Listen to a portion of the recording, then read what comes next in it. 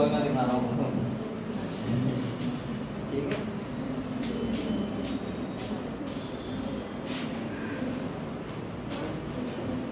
सब लोगों को आने दो। आप लोग कल बेटा जो पढ़ाया था उसको रिवाइज कर लेगा। ठीक है, किताब निकालो। और हम लोग चैप्टर पढ़ रहे थे बायोमॉलिक्यूल।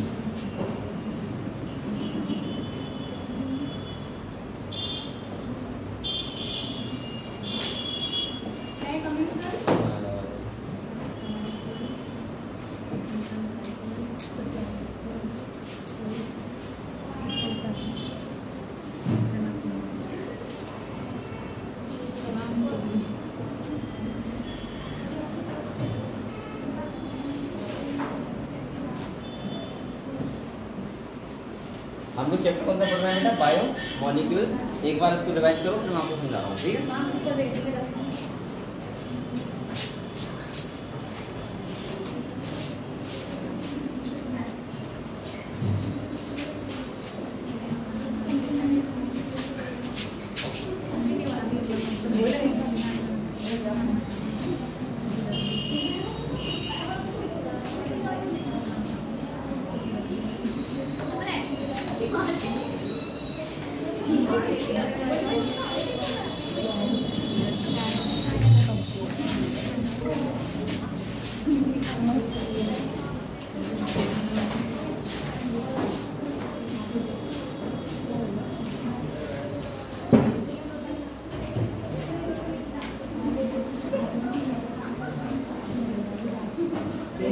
आगे से बच्चे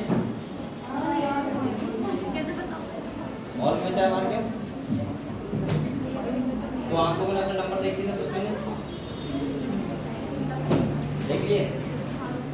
चलो एक बार मैं बता रहा हूँ कि कैसे आए।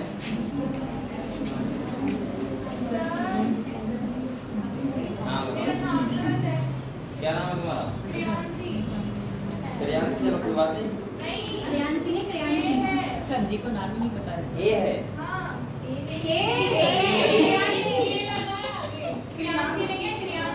क्रियांशी करेगा, क्रियांशी लगा। चलो ठीक है, क्रियांशी निकल जाएगा। ठीक है, क्योंकि 90 मिनट के में क्रियांशी होता है ना, क्रियांशी कहाँ होता है? ऐसा करो, आपको नाम अभी डॉक्टर नहीं बने हो, ठीक है, तो हिंदी में अपना नाम लिखो जिससे पढ़ने में आसान है। ऐसा लगता है साइन करना है, साइन नहीं नाम लिखना होता है। नाम और साइन में आपको लिखना नहीं ये पी लग रहा होगा तुम्हारा वहाँ पर। चलो सुनो, सामने दिखाओ। जो हम लोग नाम लिखते हैं, नाम वो लिखा जाता है बहुत स्मार्ट राइटिंग, जिससे आगे पढ़ सके। और साइन आप कैसे भी कर दो, ए का जी बना दो, जी का ए बना दो, कोई दिक्कत नहीं है। ठीक है, साइन और नाम में डिफरेंस होता है। अब आप लोग जहाँ नाम होता है वहाँ साइन कर देते जल्दी से, है ना? ऐसा कर सकते लेकिन अनुमान से होगा, उन्होंने के को की समझ लिया होगा। चलो ठीक, कोई बात नहीं बेटा। एक बार मैं आपके नंबर बता रहा हूँ। नंबर आपके बहुत कम ही आए हैं, नंबर चलो जो भी आए ठीक है, 400 तक पहुँच नहीं पाए बच्चे भी। नरेश पाल सिंह के सबसे ज़्यादा आए 378 नंबर। इसके बाद मैं नाम दे रहा हूँ, मुस्कान आई नहीं है, आई नहीं आ जाए, रश्मि खान कोई नहीं आई आ जाए। इसके बाद सगुन तो है, ठीक है, क्या कहा वो भी नहीं आई यार, ये लोग कहाँ है? बात तो जिसने वीरपाल सिंह। इसके बाद बताइए नंदिनी, नरेश, नंदिनी कौन है? तुम्हारा है। इसके बाद प्रिया कौन? तुम्हारा। ठीक है, मुकेश कुमार न्याय हुई है, रिया हमारी बेटा। ठीक, रिया कुमार, अच्छा मैं देख रहा हूँ नया बच्चा कौन कौन है। इसके बाद अंश कुमार कौन है? अरे नहीं वो, अंश कुमार आया तो अभी अरे मैं उसको एक और है। हाँ तो ये कौन सा वाला पता नहीं, लेकिन अंश कुमार का रोल नंबर नहीं है। अच्छा तुम ही हो। कनिष्ठा कौन है? कनिष्ठा नहीं है। इसके बाद शालिनी, तुम ठीक है। सौरभ कुमार नहीं है ना, वो नहीं आया। प्रिया, फिर से प्रिया, ये दो बार लिखा है क्या? वो नंबर 10 है। दूसरा प्रिया कौन है? दोनों। सिद्रा खान, ठीक है। इसके बाद चेतना देवी, आराध्या, अंशिका, चलो अनन्या का नाम ये कौन है, और कशिश, मिसवा, इसके बाद अर्शिता, सोनाली, कौन है सोनाली, आहाद अली कौन है, नहीं है, हर बच्चे कम आए ना वो। इसके बाद राजवीर, मयंक राठौर, हंसंगवार, 2 बार क्यों नाम आ रहा है हंसंगवार, 2 बार क्या, एक बार अच्छा उसका होगा। राहुल तुम्हारा है, तुम्हारा नंबर होता है बेटा,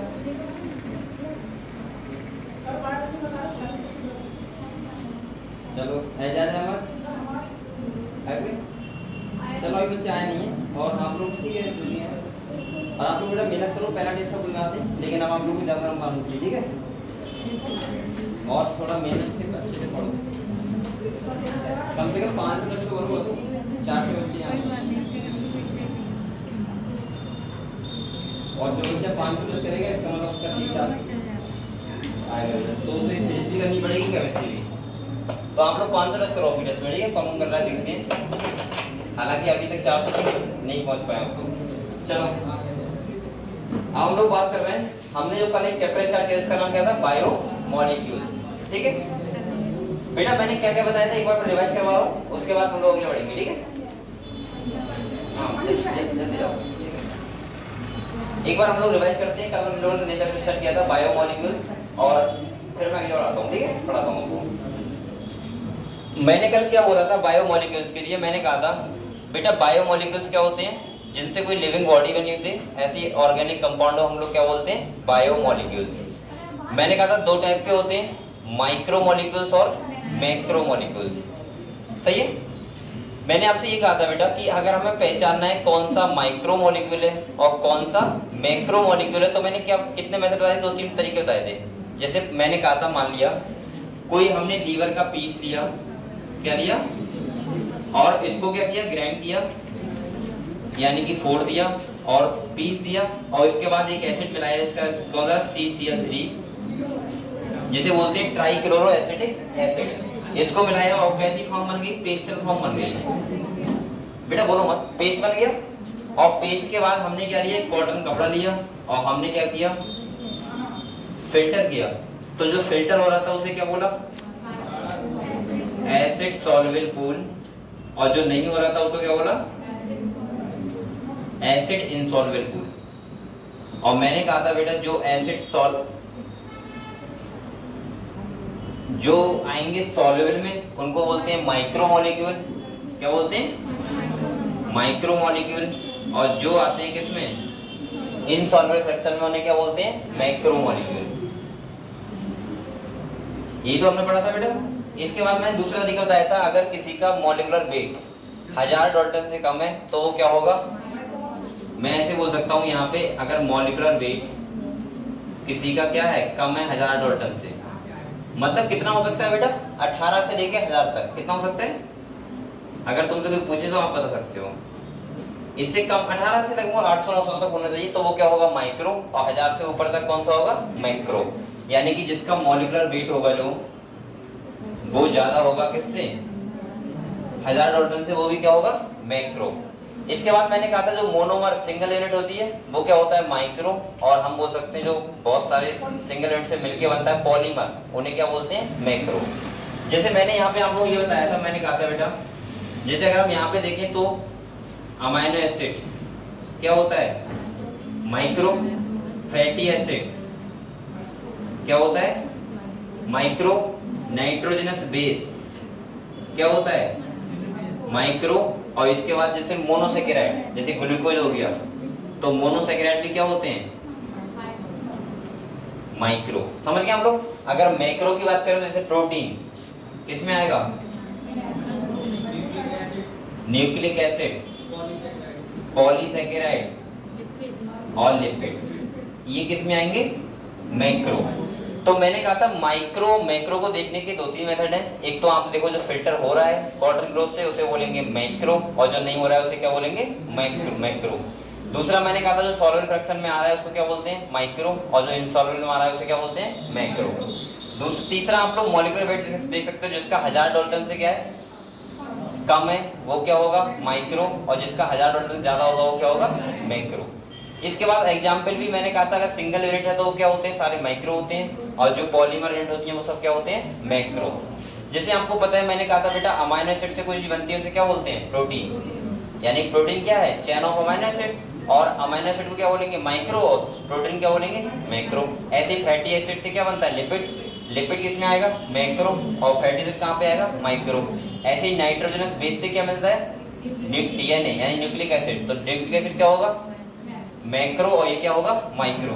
ऐसे ही हमने कहा था मोनोसैकेराइड शुगर होते हैं वो सब किस में आते हैं माइक्रो में, और जो पॉलीसैकेराइड होते हैं वो किस में आते हैं मैक्रो। पॉलीसैकेराइड मतलब होता है बहुत सारे शुगर लगे हुए एक साथ, तो उसे बोलते हैं पॉलीसैकेराइड। जैसे मैं आपको बताऊंगा आज बताऊंगा शायद वहां तक पहुंच जाएंगे हम लोग, यानी कि जैसे आपका स्टार्च हो गया ग्लाइकोजन हो गया, ये बहुत सारे शुगर से मिलकर बने होते हैं, तो उन्हें क्या बोलते हैं पॉलीसैकेराइड। मोनो का मतलब होता है सिंगल शुगर, तो उन्हें क्या जैसे ग्लूकोज मोनोसैकेराइड है। ऐसे ही हम लोग पढ़ते हैं डीऑक्सीराइबोज राइबोज, ये भी क्या है मोनोसैकेराइड सिंगल शुगर है, ठीक है। तो हम लोग बात करेंगे आज एक करके। कल मैंने आपको अमीनो एसिड के बारे में बताया। अच्छा दूसरा मैंने कहा था अगर हमें ये देखना है बेटा, मुझे देखना है कि मैं ऑर्गेनिक और इनऑर्गेनिक कैसे डिफरेंशिएट करूंगा, तो मैंने कहा था आप क्या करो, कोई आपने क्या लिया एक लकड़ी का पीस लिया, उसको पहले सुखाया, उसके बाद जला दिया, और जलाने के बाद जो राख बचती है उसमें क्या होता है इनऑर्गेनिक एलिमेंट, ठीक है। इसके बाद मैंने आपको बताया था बेटा कि अगर हम एलिमेंट का एनालिसिस करें, सही है, तो आपको मिलेगा कि लिविंग और नॉन लिविंग। अगर मान लिया एक धरती है मतलब मिट्टी है, मिट्टी के पीस में जो एलिमेंट होते हैं वही किसमें होते हैं एक लिविंग बॉडी में। इसीलिए हम लोग कहते नहीं है मिट्टी से बने हो मिट्टी में मिल जाओगे, बस सेम वही बात होती है। मतलब मैं ऐसे बोल सकता हूँ कि अगर हम एलिमेंट एनालिसिस करें तो जो लिविंग में होगा वही किसमें होगा नॉन लिविंग में। बस डिफरेंस क्या होगा, अगर आपसे कोई कहे बताओ डिफरेंस फिर क्या होता है, तो आप कहोगे परसेंटेज या फिर अमाउंट का डिफरेंस होता है कि लिविंग में कुछ चीजें ज्यादा होती हैं नॉन लिविंग क्या होती है कम होती है, कुछ नॉन लिविंग ज्यादा होता है और लिविंग में क्या होता है कम होता है। जैसे कल मैंने आपको टेबल दिखाया था एक, सही है, मैं आपसे पूछ रहा हूँ, जैसे मैंने कहा था मैक्सिमम दोनों में होता है वो क्या होता है सबको पता है। दूसरा मैंने कहा था एक जैसे अगर हम उसकी बात करें लिविंग बॉडी की, तो सेकंड मैक्सिमम क्या होता है लिविंग बॉडी में बताओ कार्बन, और उधर क्या होता है सिलिकॉन, और जो लिविंग बॉडी में क्या होता है नेग्लिजिबल मतलब कतई एब्सेंट होता है, ठीक है। ये हम लोगों ने कल बात कर ली थी।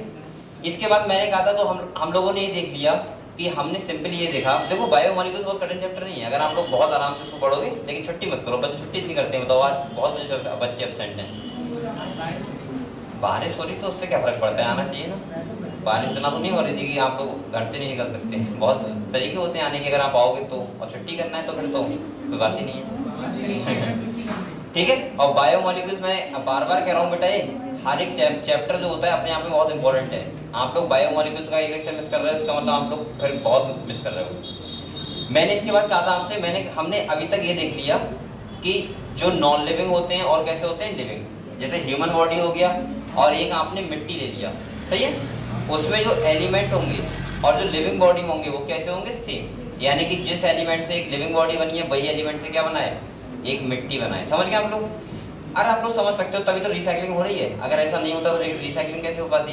ये तो फिर तो ऐसा होता ना कि अगर पीलीवी टेस्ट कर दो हम ऐसे मानते हैं कि 2 बीघे खेत में ऐसा होगा कि जो डेड बॉडी होंगी वो होंगी और इतने बीच में हम रह रहे होंगे, ऐसा होता है क्या? नहीं होता ना। कहीं भी मिट्टी में कोई भी चीज रख दो और उसके बाद वो क्या हो जाता है खत्म हो जाता है, ठीक है। चलो तो यहाँ तक क्लियर हुआ था। फिर मैंने बात की थी अमीनो एसिड की, बात की थी मैंने कहा था अमीनो एसिड का मतलब होता है कि चेन ऑफ अमीनो एसिड से क्या बनता है प्रोटीन, क्या बनता है। हम लोगों ने खूब बात किया था इसके बारे में, कल मैंने समझाया भी था आपको कैसे अमीनो एसिड की चेन से प्रोटीन बनता है। अगर अमीनो एसिड चेंज हो रहा है तो पूरा प्रोटीन क्या हो जाता है चेंज हो जाता है। अगर नाइट्रोजनस बेस सीक्वेंस का कोडॉन चेंज हो जाएगा तो अमीनो एसिड चेंज हो जाएगा, क्योंकि टोटल कितने टाइप के होते हैं 20 टाइप के, ठीक है। और मैंने कहा था 2 टाइप के होते हैं, कुछ होते हैं एसेंशियल और कुछ होते हैं नॉन एसेंशियल, ये हमने बात की थी।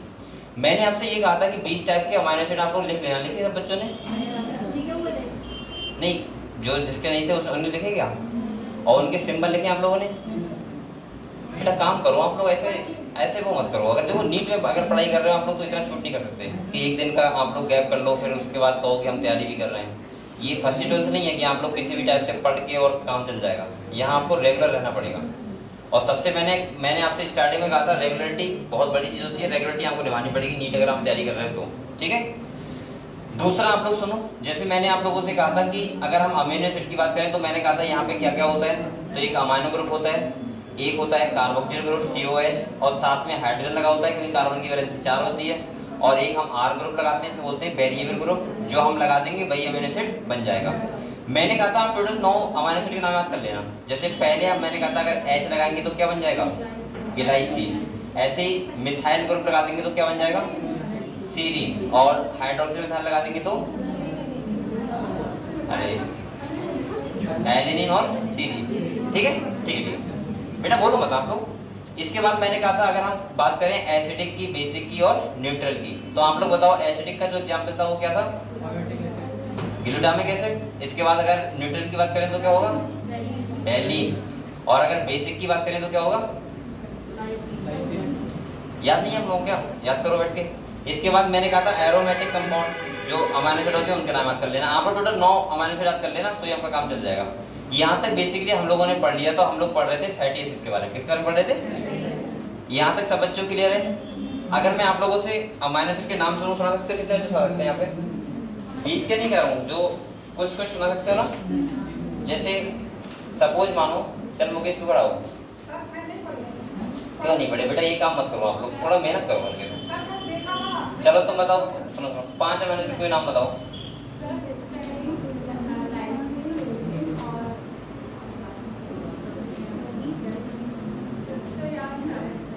अरे कोई 5 डालो कोई से।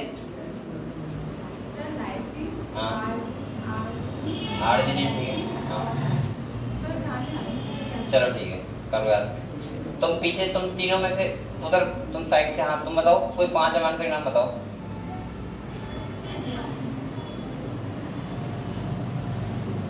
उससे क्यों मुझे, मुझसे पूछो। हाँ हाँ हाँ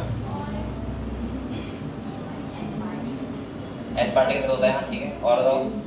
मैंने कहा था आप लोग 20 रटो मत, लेकिन इतना समझ जाओ कि अगर मैं नाम दूं तो आप लोग इतना जानते हो कि अमीनो एसिड का नाम है ये। कहीं आप लोग सोचो कि पता नहीं सर कोई देश का नाम ले रहे हैं, इतना तो आपको पता होना चाहिए।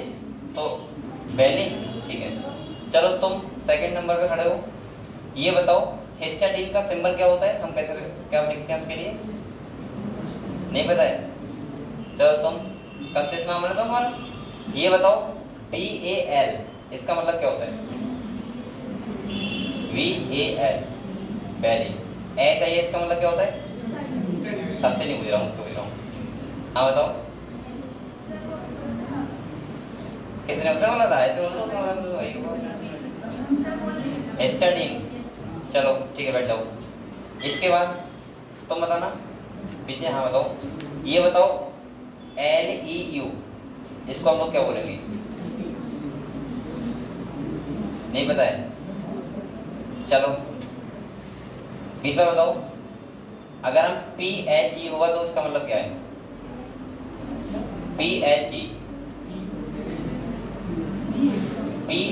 अरे लिख दे रहा हूँ, PHE फिनाइल एलिनीन, ये तो होगा। चलो तुम में से तो ये बताओ, अगर यहाँ पे लिखा हुआ है GLN, अब बताओ, नहीं तो होगी ना। चलो सरल सा पूछ रहा हूँ, ये बताओ इसका मतलब क्या होगा, प्रोलीन। सही है, याद करो बैठ के अभी। अच्छा तुम बताओ इसका मतलब क्या था, ग्लूटामिन। ठीक है, चलो तुम बताना नरेश, ये वाला बताओ।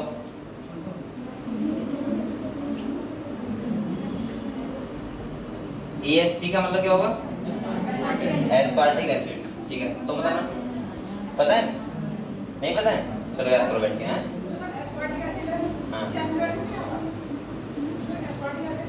अमीनो एसिड होता है, हाँ होता है। चलो तुम बताना कोई, तुम ऐसा करो कि 5 अमीनो एसिड नाम बताओ मुझे।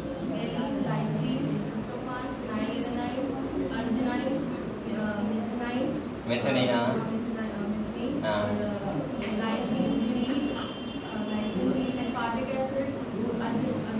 आर्जिनिन होता है, हाँ चलो याद कर लिए, ठीक है याद थे, ठीक है। अगले तुम लोग किसी को बताएं अमीनो एसिड के बारे में, बताओ। VAL, ये इसका मतलब क्या होता है, कौन सा अमीनो एसिड होगा बताओ? वैलिन, ठीक है। तुम बताना, ये बताओ अगर लिखा हुआ है GLU, इसका मतलब क्या होगा? Glutamic acid. मतलब लगभग हम लोग याद किए, और थोड़े याद कर लो जिससे आपको 20 टाइप के अमीनो एसिड के सिंबल और नाम याद हो जाए। नाम का मतलब मैं ये नहीं कह रहा हूँ 20 आपको सुनाना है सीक्वेंस में, मैं ये कह रहा हूँ कि लगभग आप समझ जाओगे ये अमीनो एसिड होते हैं, ठीक है। क्लियर है बेटा, इतना क्लियर है? हम लोग कल जो बात कर रहे थे वो कर रहे थे किसकी? फैटी एसिड की। इसकी बात कर रहे थे, फैटी एसिड। तो मैंने क्या क्या बताया था, ये वाला थोड़ा मेरी आंखों को लग रहा है, दूसरा कौन सही है? ये वाला सही है? ये वाला, ये ब्लैक, ये सही है? बेटा यहाँ पे देखो, हम लोग यहाँ पे बात करेंगे अभी फैटी एसिड की। किसकी बात करेंगे? Fatty acid. मैंने आपको ये बताया था फैटी एसिड से क्या बने होते हैं? लिपिड। और फैटी एसिड दो टाइप के होते हैं, सैचुरेटेड और अनसैचुरेटेड। तो मैं एक बार आपको तरीका फिर से बता दे रहा हूँ, इसके बाद हम लोग आगे बढ़ेंगे। एक टाइप होता है सैचुरेटेड फैटी एसिड, और एक कौन से होते हैं बेटा? अनसैचुरेटेड। मैंने ये कहा था सैचुरेटेड की अगर हम बात करेंगे तो यहाँ पे मैंने सबसे पहले आपको बताया था कि यहाँ पे डबल बॉन्ड क्या होगा? एब्सेंट होगा। क्या होगा बेटा? यहाँ पे डबल बॉन्ड क्या होगा? एब्सेंट होगा। और यहाँ पे ओनली कौन सा होगा? Single bond. किसके बीच? कार्बन कार्बन के बीच, ठीक है। और यहाँ पे जो होता है वो क्या होता है? डबल बॉन्ड प्रेजेंट होता है। डबल बॉन्ड और सिंगल बॉन्ड दोनों? हाँ दोनों होते हैं, लेकिन मैं यहाँ लिख रहा हूँ डबल बॉन्ड प्रेजेंट, सिंगल तो होता ही होता है, ठीक है। दूसरा यहाँ पे चैन होती है, कैसी चैन होती है? स्ट्रेट मतलब क्या होता है? सीधी चैन होगी। और यहाँ मुड़ी हुई होती है, बेंड होती है। कैसे होती है? यहाँ पे बेंड चैन होती है, सही है। दूसरा मैंने कहा था ये जो रूम टेम्परेचर पे क्या होते हैं? सॉलिड। कैसे रहते हैं? सॉलिड रहते हैं। और बेटा ये कैसे रहते हैं?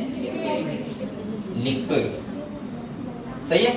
इसके बाद अगर हम बात करें, एक और बता रहा हूँ, इसका जो मेल्टिंग पॉइंट होता है, कल मैंने बताया था ये, अगर आपने लिखा हो तो ले भी लिख लो। इसका मेल्टिंग पॉइंट क्या होगा? बताओ, इसका मेल्टिंग पॉइंट कैसा होगा? यानी कि मेल्ट करने के लिए इसे क्या होगा? ज्यादा देना पड़ेगा ना, तो मेल्टिंग पॉइंट से क्या होगा? हाई। और इसका क्या होगा? लो होगा, तभी तो लिक्विड होते हैं। मेल्टिंग पॉइंट से क्या होगा बेटा? लो। यहाँ पे जैसे एग्जांपल की बात करूँ तो मैंने कहा था एनिमल फैट, आप ध्यान रखना। क्या ध्यान रखना? और ये क्या होती है? Plant fat. जैसे अगर आपसे कहूँ मैं सरसों का तेल, वो किस में आएगा? तो अनसैचुरेटेड में। ऐसे घी किस में आएगा? सैचुरेटेड। समझ गए? सॉलिड रहता है ना रूम टेम्परेचर 25 पे डिग्री सॉलिड रहेगा। चाहे आप लोग एग्जांपल एक लिख लो थोड़ा सा, अगर आप लिखो तो। स्लाइड चेंज कर लीजिए तो वो हो जाएगा। अरे आप ध्यान नहीं रखते हो। एग्जांपल की बात करें तो यहाँ पे क्या आएगा? ये ऐसे दिखाता है वाटर, और यहाँ लिख लो ऑयल, ठीक है। मस्टर्ड ऑयल लिख लो, कुछ लिख लो। तो आप लोगों को इतने चीजें पता होनी चाहिए लगभग। अच्छा ये अब स्लाइड चेंज भी नहीं होगी, लग रहा है हो जाएगी। यहाँ तक क्लिक नहीं हुआ है। समझ गए आप लोग? तो आपको इतना पता होना चाहिए, ठीक है।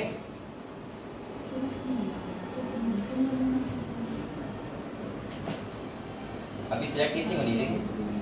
एक तो ये क्या बना है? ये कुछ नहीं बना है।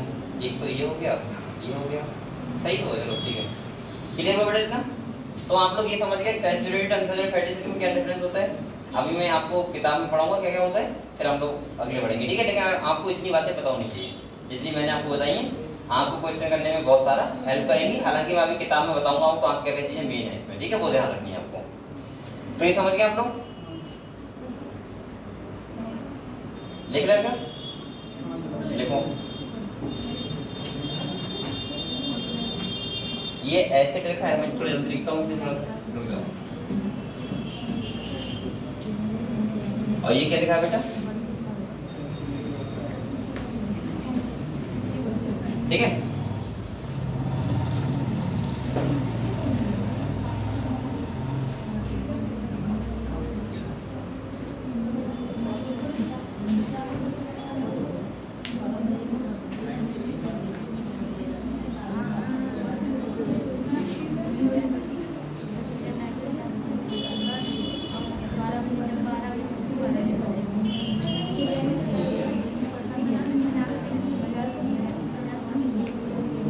पानी में क्या है कि ठंडा ठंडा है।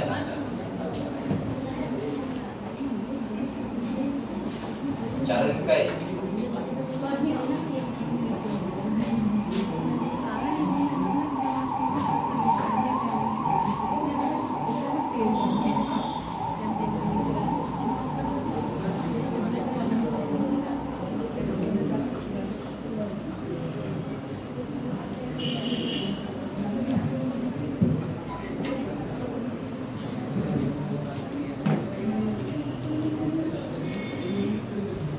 ये लिख लिया हम लोगों ने।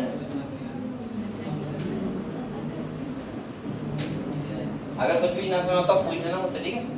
जल्दीबाजी में लिखा तो क्या तुम लिखोगे।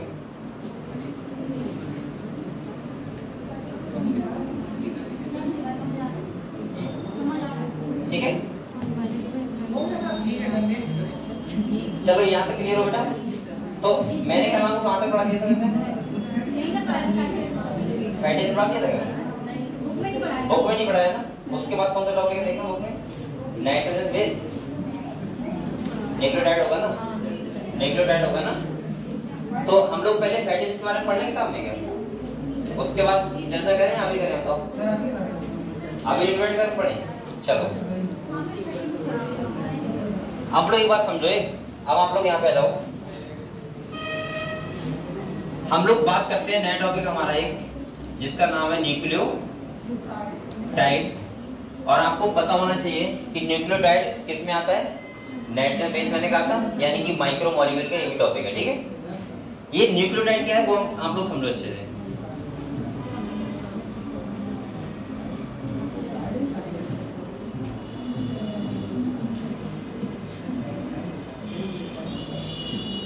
यहाँ पे एक बात समझो आप लोग। अब कोई बोलो मत बेटा। देखो दो नाम आते हैं, एक आता है न्यूक्लियोटाइड, एक होता है न्यूक्लियोसाइड। ठीक है, और एक होता है नाइट्रोजनस बेस। आपको मैं सिंपल भाषा में बताऊं, जैसे अगर आपसे कोई कहे कि डीएनए, जैसे मैंने कहा था एक नाम आता है डीएनए, ये आपको पता ही होगा। डीएनए का मतलब क्या होता है? जेनेटिक मटेरियल होता है। ये क्या होता है? जेनेटिक मटेरियल होता है हमारा डीएनए। ठीक है, अगर आपसे कोई कहे डीएनए को डिफाइन कैसे करोगे, तो आप कहोगे नंबर ऑफ न्यूक्लियोटाइड या चेन ऑफ न्यूक्लियोटाइड को हम क्या बोलते हैं? डीएनए। यानी कि मैं ऐसे बोल सकता हूं पॉली न्यूक्लियोटाइड की चेन होती है ये।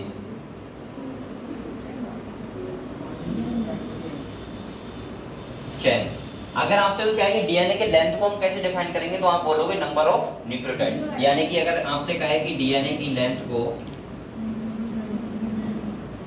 डीएनए की लेंथ डायरेक्टली होती है नंबर ऑफ न्यूक्लियोटाइड। अब आप कहोगे सर बार बार न्यूक्लियोटाइड आ रहा है, पॉली न्यूक्लियोटाइड का मतलब बहुत सारे न्यूक्लियोटाइड, और वैसे न्यूक्लियोटाइड का नाम ले रहा हूं बार बार, ये है क्या न्यूक्लियोटाइड? तो मैं आपको पूरा सिस्टम समझा दे रहा हूं एक बार। मैं डीएनए भी नहीं समझा दे रहा हूं, ठीक है? थोड़ा सा बेटा होता क्या है, ये डीएनए की लेंथ का मतलब होता है कि इसका मतलब साफ साफ समझो आप लोग, डीएनए जो बना है वो न्यूक्लियोटाइड से बना है। सही है, बहुत सारे न्यूक्लियोटाइड लगे हैं, 1 2 3 ऐसे न्यूक्लियोटाइड लगे हैं, और उसका मतलब डीएनए की वही लेंथ होती है। ठीक है, डीएनए के फीचर तो बहुत सारे होते हैं, लेकिन हम लोग यहाँ पे बात कर रहे हैं कि डीएनए की लेंथ की। तो सिंपल भाषा में हमारे मन में पहला क्वेश्चन ये आएगा कि सर एक न्यूक्लियोटाइड क्या होता है? 1। अगर मुझे 1 न्यूक्लियोटाइड डिफाइन करना होगा तो मैं कैसे करूंगा? तो मैं आपको सिंपल सा बता रहा हूं कि अगर आपसे कोई कहे कि एक न्यूक्लियोटाइड क्या होता है, तो आप कहोगे एक न्यूक्लियोटाइड का मतलब होता है जिसमें एक फॉस्फेट ग्रुप लगाओ। क्या लगाओ? और बेटा एक क्या हो? Pentose sugar. क्या हो? Pentose sugar. अब पेंटोस शुगर डीएनए में होती है डीऑक्सीराइबोज, और आरएनए में होती है राइबोज। मतलब मैं ऐसे बोल सकता हूँ डीएनए में जो होती है वो कौन सी होती है बेटा? डीऑक्सीराइबोज। और जो आरएनए होता है उसमें कौन सी होती है? आरएनए में होती है राइबोज शुगर। ये बात समझे आप लोग? और साथ में होना चाहिए नाइट्रोजनस बेस। अगर इतना चीज है तो इसका मतलब क्या है? ये तीनों को मिला के हम लोग बोलते हैं एक न्यूक्लियोटाइड। क्या बोलते हैं?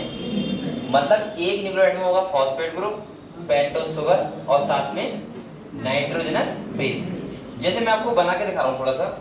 अगर यहाँ पे ये कहा जाए, जैसे नाइट्रोजनस बेस है, आपको बताया एडेनिन होता है, ग्वानिन, साइटोसिन और थायमिन। ये तो होते हैं 4 होते हैं ना नाइट्रोजन बेस। और आरएनए केस में थायमिन का क्या होता है? यूरेसिल। ये आपको ध्यान रखना है। यानी कि ये डीएनए केस में, किस केस में है बेटा? डीएनए केस में। और अगर मैं आरएनए केस में बात करूंगा तो यहाँ पे हो जाएगा एडेनिन, ग्वानिन, साइटोसिन और यूरेसिल। मतलब आप जब भी आरएनए की बात करोगे तो वहां थायमिन ही लगाओगे, थायमिन की जगह पे यूरेसिल लगाओगे, ठीक है। और जब आप बात करोगे डीएनए की तो वहां पे क्या होगा? थायमिन। अब मैं थोड़ा सा आपको डीएनए के बारे में समझाऊं तो आपको और अच्छा लगेगा। देखो, अगर हम डीएनए की बात करें यहाँ पे,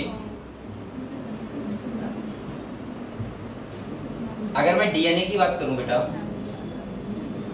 तो मैं कुछ फीचर आपको बता रहा हूं, ठीक है। फिर आपको अच्छा, जैसे डीएनए हमारा ऐसे होता है, अगर देखा जाए तो ये डीएनए है मान लिया। आपको पता है एक स्टैंड होता है 5 और दूसरा होता है 3, और एक 3 होता है, दूसरा कैसा होता है? 5 होता है।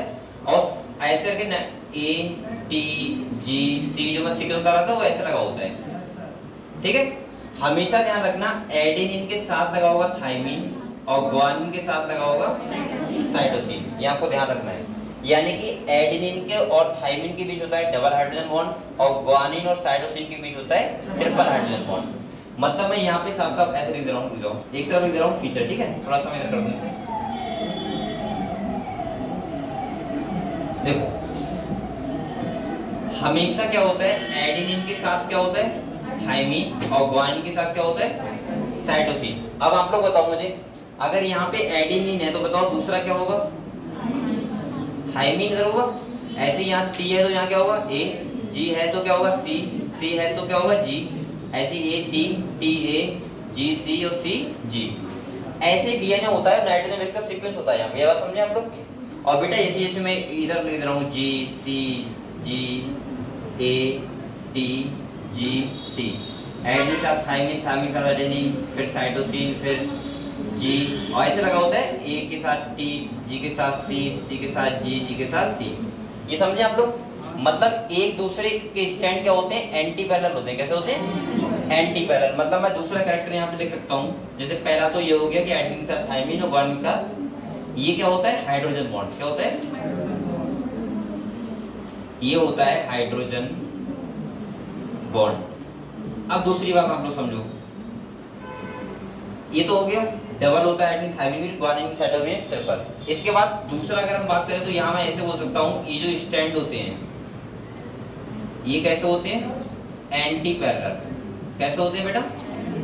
एंटी पैरेलल का मतलब क्या होता है?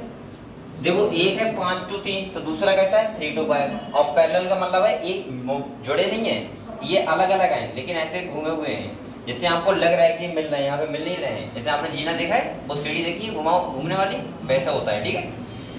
तीसरा अगर हम बात करें डीएनए का तो ये राइट हैंडेड फैशन में होता है। कैसा होता है? राइट हैंडेड फैशन में होता है।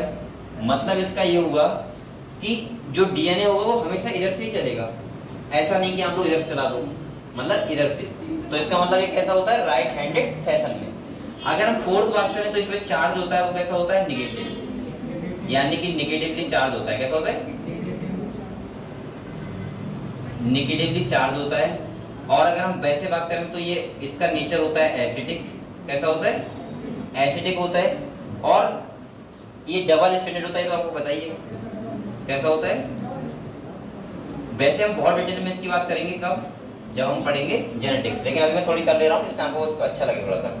ये तो एक इसके जनरल कैरेक्टर हो गए। अगर इसकी हम बात करें तो बैकबोन क्या होती है? सुगर फॉस्फेट होती है, क्योंकि स्टैंड बने होते हैं सुगर फॉस्फेट से। अब आप लोग एक बात सुनो मेरी बेटा, एक बार बताओ मुझे, अगर मैं CG को ले लूं और यहाँ पे बताओ ये क्या होगा? एक न्यूक्लियोटाइड। क्या होगा? एक न्यूक्लियोटाइड। ऐसे लगे लगातार न्यूक्लियोटाइड। अब मैं आपको समझा रहा हूँ इसका केमिकल स्ट्रक्चर कैसा होता है, वो समझोगे तो आपको अच्छे समझ में आएगा। देखो यहाँ पे एक बात और ध्यान रखना, ये इसका अमाउंट भी बराबर होता है। जैसे अगर मैं ऐसे कहूँ adenine equal to thymine, guanine equal to cytosine, ये आपको पता होगा 4 का रूल था ये, वो बाद में हम आपको बताएंगे। एडेनिन इक्वल होता है किसके? थायमिन के, और ग्वानिन इक्वल होता है साइटोसिन के। ये भी आपको ध्यान रखना है, ठीक है। अगर हम अगली बात करें बेटा तो यहाँ पे एक बात और समझो, अगर मैं केमिकल स्ट्रक्चर देखूंगा, क्या देखूं? तो अभी जो मैं बात कर रहा था फॉस्फेट, एक न्यूक्लियोटाइड क्या होता है वो सुनो आप लोग। देखो ऐसे लगा होता है ये क्या है, फॉस्फेट हो गया, इसके साथ लगा होगा ऐसे करके पेंटोस शुगर, और साथ में एक क्या लग गया, एडेनिन। आप लोग बताओ ये क्या हो गया, न्यूक्लियोटाइड। क्या हो गया? इसके बाद एडेनिन के साथ में क्या लगा होगा, थायमिन। ये तो आपको पता लग गया। एडेनिन के साथ क्या होता है, थायमिन, और ग्वानिन के साथ क्या होता है, साइटोसिन। थायमिन के बाद ये ऐसे करके फिर से पेंटोस शुगर बनाएगा, और यहाँ पे क्या लगा होगा, फॉस्फेट। ये बात समझे आप लोग। फिर दूसरा न्यूक्लियोटाइड लगा होगा, फॉस्फेट। आप लोग बताओ ये कि चैन नहीं बन रही है। अब मैंने एडिन लगा दिया, ठीक है। समझे? ऐसे फिर से होगा, फॉस्फेट, फिर से जैसे ग्वानिन लगा दिया, अब यहाँ पे क्या लगा दूं, साइटेस।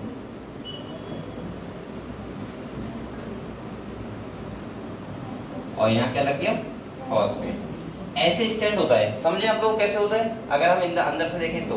अब इसमें बॉन्ड की थोड़ी बात करते हैं, तब आपको अच्छे से क्लियर हो जाएगा सारी चीजें। देखो आप लोग बताओ बेटा, अगर मैं यहाँ इसकी बात करूं तो ये क्या हो जाएगा, एक न्यूक्लियोटाइड नहीं जाएगा, 1 न्यूक्लियोटाइड। अब दूसरी बात सुनो, ये जो यहाँ पे लगा होता है इसके बीच, ये लगा होता है हाइड्रोजन बॉन्ड। कौन सा होता है बेटा, हाइड्रोजन बॉन्ड, ठीक है। अगर आपसे पूछे कि बताओ फॉस्फेट ग्रुप पेंटोस शुगर के बीच कौन सा होता है, तो कौन सा होता है, ये होता है फॉस्फोईस्टर बॉन्ड।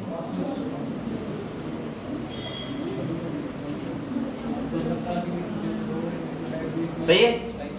और सुनो, और यहाँ पे जो ये लगा हो पेंटोस शुगर और नाइट्रोजन बेस के बीच, ये कौन सा होता है, ग्लाइकोसिडिक बॉन्ड। और एक बार ये क्वेश्चन आया था मेरे साथ, ये जो अब इनके बीच कौन सा है बेटा, पता ही लग गया आपको कौन सा है,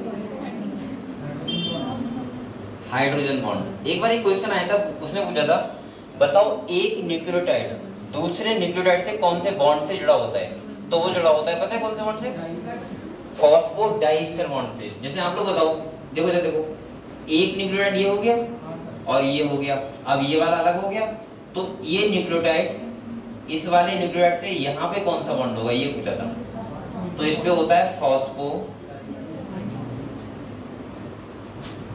डाइस्टर बॉन्ड। आप लोग बताओ इतना समझे कि डीएनए का स्ट्रक्चर कैसा होता है और कैसा इसका क्या होता है, समझ के सारी कहानी। अब सुनो एक बात और बेटा, यहाँ पे 3 नाम आते हैं। एक नाम आता है आपका नाइट्रोजनस बेस, ऐसे आपको क्वेश्चन में मिलेंगे, ठीक है। एक नाम आता है न्यूक्लियोसाइड, क्या आता है, पेपर में आया तो ये वक्त है ना कि सर टी की जगह वहां एस लिखा था, न्यूक्लियोसाइड होता है, ठीक है। और एक होता है न्यूक्लियोटाइड, क्या होता है, एक होता है न्यूक्लियोटाइड। अब आपको लग रहा हो न्यूक्लियोसाइड की सोचो स्पेलिंग मिस्टेक हो गया, वैसे है तो ये न्यूक्लियोटाइड ही, ठीक है, ऐसा नहीं है, ठीक है। अब हम लोग देखो, आप लोग बताओ नाइट्रोजनस बेस कब बोलते हैं, न्यूक्लियोसाइड कब बोलते हैं और न्यूक्लियोटाइड कब बोलते हैं, वो समझा रहा हूं मैं आपको। यहाँ पे आप लोग एक चीज देखो बेटा, नाइट्रोजनस बेस तो आपको पता ही है, जैसे मैं पहले एक लिख रहा हूँ एडेनिन, क्या लिख रहा हूँ, ये क्या है, नाइट्रोजनस बेस है जिसको हम शो करते हैं ए से, ये नाइट्रोजनस बेस है। अगर न्यूक्लियोसाइड की बात करेगा तो यहाँ पे जो होता है, न्यूक्लियोसाइड में क्या नहीं होता है वो आपको पता है, फॉस्फेट ग्रुप नहीं होता है। अगर पेंटोस शुगर और नाइट्रोजन बेस है तो उसको क्या बोलेंगे, न्यूक्लियोसाइड। मतलब मैं ऐसे बोल सकता हूँ पेंटोस शुगर और साथ में क्या जोड़ दो,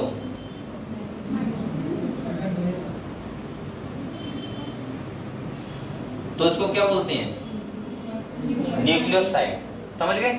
और अगर बेटा एक बात सुनो, अगर मैं एक स्ट्रक्चर बना रहा हूं छोटा सा, यहाँ पे देखो, अगर मैं ऐसे बनाऊंगा आप लोगों को, ये पेंटोस शुगर है, सही है, और यहाँ पे साथ में क्या लगा हुआ है, एडेनिन। अब बताओ इस स्ट्रक्चर को हम लोग क्या बोलेंगे, न्यूक्लियोसाइड बोलेंगे, लेकिन उसका नाम पूछने लगा तो आप कैसे बोलोगे पता है, इसका नाम होगा एडिनोसिन। क्या होगा, तो इसका जो नाम हो जाएगा वो हो जाएगा एडिनोसिन। ये बात समझे आप लोग। अगर ये बताओ, अगर जी होता है यहाँ ग्वानिन होता लगा हुआ तो क्या बोलते हैं, ग्वानोसिन। ऐसे अगर सी होता है तो साइटोसिन। अगर और क्या होता टी होता तो थायोसिन, मतलब ऐसे बोल सकते हैं, ठीक है। अगले क्या होता है न्यूक्लियोटाइड क्या होता है, तो बेटा न्यूक्लियोटाइड का मतलब होता है, मैंने बता चुका हूं, फॉस्फेट ग्रुप, पेंटोज शुगर, बता चुका हूं ना, और नाइट्रोजनस बेस। जब तीनों चीजें लगी होती हैं तो उसको क्या बोलते हैं, बताओ, न्यूक्लियोटाइड। ऐसा समझ में, ये तीनों चीजें लगी होंगी आपस में, सही है। इसका स्ट्रक्चर क्या बनाया तो कैसा बनेगा, जैसे एक पेंटोज शुगर ये हो गया, और इसके साथ क्या है एडेनिन, और साथ में क्या लगा दो फॉस्फेट ग्रुप। अब ये क्या हो गया बताओ, न्यूक्लियोटाइड। और इसको हम लोग पता है क्या बोलेंगे, एडिनाइलिक एसिड, क्या बोलेंगे उसी को। तो इसका नाम जो हो जाएगा वो हो जाएगा एडिनाइलिक एसिड। ये बताओ ये चीज क्लियर हुई आपको। नाइट्रोजन, अगर यहाँ पे जी होता तो क्या बोलते, ग्वानिलिक एसिड, समझ गए। ऐसे आपको एमटीजी में उससे मिलेंगे, नीटी में मिल सकते हैं। ध्यान रखना है वो क्या कह रहा है, जैसे अगर खाली लिखा होगा तो नाइट्रोजन बेस, अगर साथ में पेंटोज शुगर लगा हुआ तो क्या बोलेंगे न्यूक्लियोसाइड, और अगर फॉस्फेट ग्रुप भी लगाए तो न्यूक्लियोटाइड। और ये न्यूक्लियोटाइड मिल के तो बनाते हैं क्या, डीएनए। सब बच्चों क्लियर हुआ बताओ, यहाँ तक आप लोगों क्लियर हो गया। तो यही तो था क्या, न्यूक्लियोटाइड और न्यूक्लियोसाइड, नाइट्रोजन, समझ गए सब, पूरा खेल समझ गए क्या होता है। तो आप लोग लिखना चाहोगे तो पीछे करो इसे या यहीं से, रुक जाओ बता देना, यहाँ से चलो लिखो।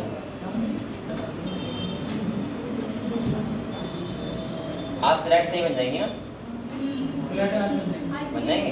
अब फोन अलग कर दिया, ये पहले वाला मैं मिटा दूंगा जो दो गलत बन गई, न्यूक्लियोटाइड से रखेंगे ना, सही रहेगा।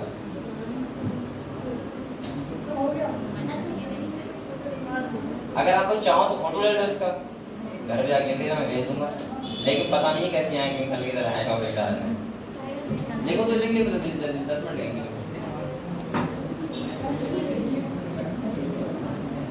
आप लोग हाथ चलाते रहा करो, इससे अच्छा लगे थोड़ा सा, सही है, कुछ ना कुछ लिखते रहा करो।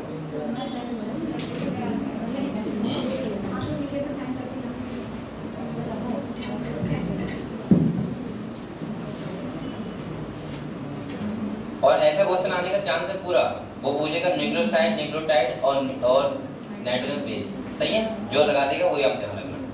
नाइट्रोजन बेस और शुगर साथ में क्या होगा, न्यूक्लियोसाइड, और अगर तीन लग जाएंगे तो क्या हो जाएगा, न्यूक्लियोटाइड, ठीक है। ऐसे आपको ध्यान रखना है, बहुत अच्छे ध्यान रखना है। और आप लोग अगर इतना ध्यान रहेगा तो आप लोग बड़े आराम से सब चीज बता सकते हो, ठीक है। ऐसा क्वेश्चन आप लोग आए तो आप लोग बड़े आराम से कर सकते हो, बस थोड़ा सा दिमाग में रखना, बॉन्ड ध्यान रखना, आपको क्वेश्चन गलती नहीं होगा। और यही मैं आपको जेनेटिक्स में डीएनए बताऊंगा तब भी बताऊंगा, तो आप लोगों को ये चीज ध्यान रखना है और बहुत अच्छे से कवर करना है, ठीक है। आगे बढ़ाऊं,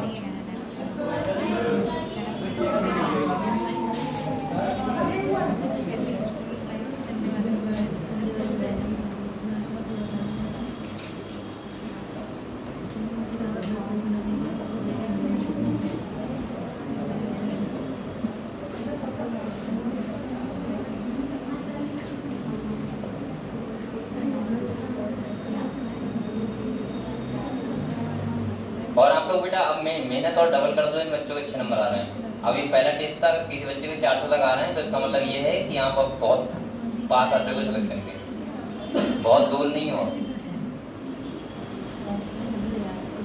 और जिन बच्चों के अभी भी अगर 200 आ रहे हैं तो थोड़ी मेहनत करो, आप कोशिश करो कि बेटा 300 प्लस नंबर लाने की कोशिश करो, ठीक है।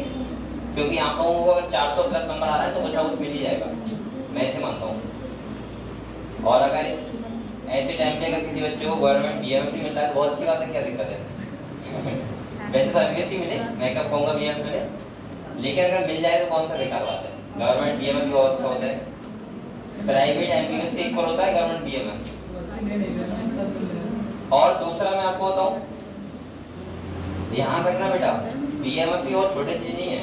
जो मैं ये कहूँगा कोर्स करना है आपको डॉक्टर के, 2 ही करना है, तो बीएमएस या फिर एमबीबीएस, तीसरा मत करना कोई सा। कहीं आप चक्कर में पड़ जाओ, कोई आपसे कहे ओटी कर दो, बेटा चक्कर मत पड़ जाना, पूरी जिंदगी भर औजार उठाओगे तो एमबीबीएस डॉक्टर के नीचे रहेंगे और रुपए कितने मिलेंगे 8 से 10 हजार पूरी साल में जिंदगी भर। और आपको पता है बीएमएस डॉक्टर की कमाई कितनी होती है 8 से 10 हजार पर डे मान लो। अगर ये पीलीभीत शहर में बता रहा हूँ मैं बाहर की बात नहीं कर रहा हूँ। आप लोग कोई भी बीएमएस डॉक्टर से मिलना जिसका अच्छा क्लिनिक होगा एक उसके हमेशा पेशेंट बैठे होंगे हमेशा कभी। और उसमें कितनी कमाई है ये तो मैं कैसे बताऊं आपको एक्सप्लेन नहीं कर सकता। एक्सप्लेन का मतलब ये मानो कि 10% खर्चा आता है 90% इनकम है। अगर आपने किसी को 900 रुपए दिए तो फिर 100 रुपए होगा बस। आप लोग बताओ अभी गर्मी पड़ती है तो आप लोग बोतल लगवाते हो ग्लूकोज उसका पूरा खर्चा आता है इसे तो पता होगा एक मुरलीधर को 70-80 रुपए आता है पूरे मतलब सबको इंजेक्शन लगा के। और वो कितने रुपए लेते हैं 400 से 500 रुपए। अरे सही जगह लगा 500 ले लेंगे बेटा। अब तो गांव में सुनना 500 दे देगा कोई। मैं ऐसी जगह कह रहा हूँ यहाँ पे रह रहा पीजी वगैरह में 500 देगा। और दूसरा अस्पताल में सोचो 500 रुपए खाली खर्च जाता है वो 1 मिनट बात करने का होता है 500 रुपए। तो समझ सकते हो कि डॉक्टर से ज्यादा कौन कमा सकता है कोई भी नहीं। तो इसीलिए कह रहा हूँ आप लोग थोड़ी मेहनत कर लो बस बेटा। एक बार डॉक्टर बन जाओ बीएमएस बन जाओ या एमबीबीएस बन जाओ बहुत अच्छा लगेगा।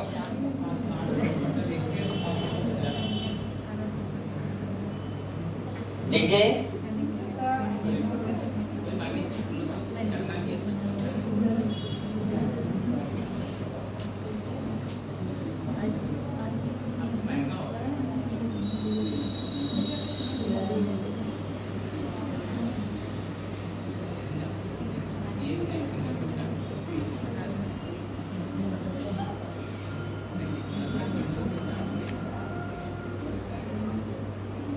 और डॉक्टर वाला काम ऐसा है ये तो ऐसा भी नहीं कि जैसे अभी तुमने देखा होगा बीच में जैसे जिन बच्चों ने जीटीआई किया था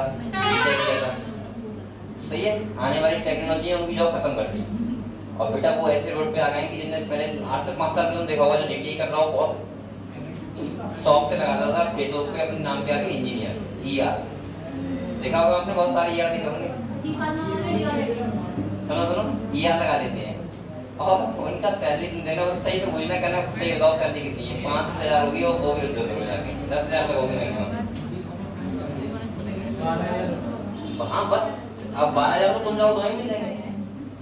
तो इसीलिए हाँ ये बात ही और बेटा इसीलिए मैं कह रहा हूँ। और जैसे जैसे आपको पता है पॉपुलेशन बढ़ रही है पॉल्यूशन बढ़ रहा है तो डॉक्टर की कमी वैसी रह रही है। मतलब ये तो हमेशा ही डॉक्टर का वो रहेगा ये तो भूल जाओ कि कभी कुछ खत्म भी होगा। गांव में रख लो तब भी काम उठ जाएगा। गांव वाले डॉक्टर सिर्फ कमा ले रहे हैं समझ रहे हो 1000 रुपए 15 रुपए डेली कमा के उठते हैं अगर प्रॉपर बैठ रहा है तो। और अगर घर पे रह के 25-30 रुपए कमा रहा है थोड़े ना है मालिक है उसकी रिस्पेक्ट बहुत होती है। जैसे से निकला डॉक्टर नमस्कार पता नहीं पता है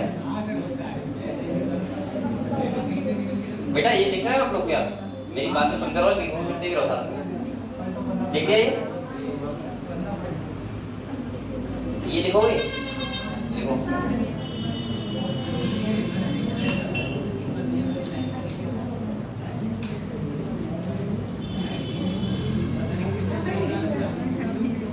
अब लिख लो सब बच्चे लिख रहे हैं।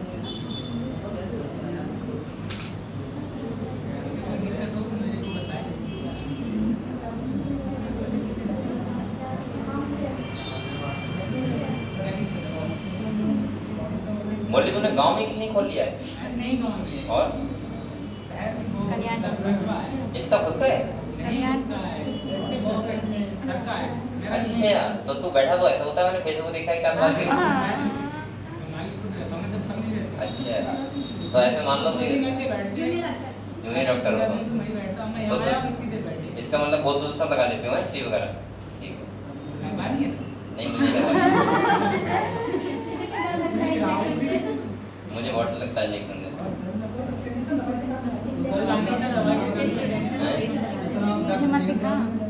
तो मेरा इतना कोई 100% शौक नहीं था डॉक्टर बनने का हकीकत बात है इसीलिए मैंने कुछ ज्यादा मेहनत भी नहीं किया।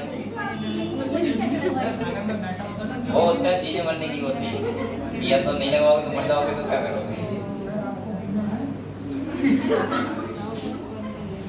क्या कह रहा है? आपका बीमा करा लो ना, इंजेक्शन करा लेते हैं। सही कह रहा है। अगर मुझे डॉक्टर बनना होता तो मैं एमबीबीएस कर रहा होता इस टाइम। 5 साल से तो मैं पढ़ा रहा हूँ बेटा, 5 अब की साल 6 साल है, 2025 चल रहा है ना, 2019 से पढ़ा रहा हूँ।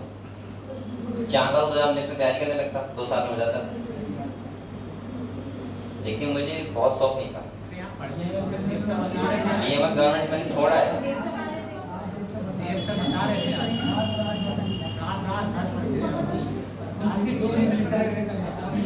कौन कह रहा? क्या कह रहे? कौन? अरे वो पढ़ते हैं, मैं नहीं पढ़ता हूँ।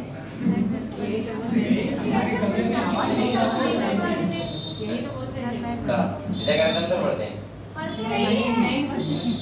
नहीं पढ़ते हैं, ये तो उल्टा बोल रहे हैं। नहीं ये पढ़ते हैं, मेरी आवाज जाती है। क्या करें, लेकिन पढ़ते रहे क्या करें, लेकिन पढ़ता भी हूँ, उन्हें पता नहीं था। लेकिन ये बायोलॉजी नहीं पढ़ता हूँ, मैं कुछ और पढ़ता हूँ।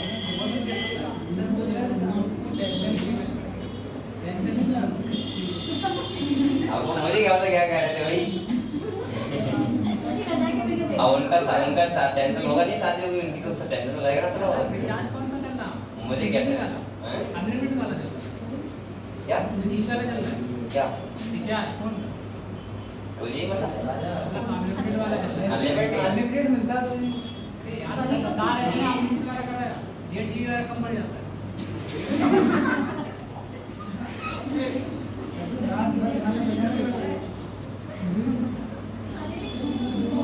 सर कह रहा है मैं तो पढ़ते पढ़ते कुछ जाता हूँ, सब सोते ही नहीं।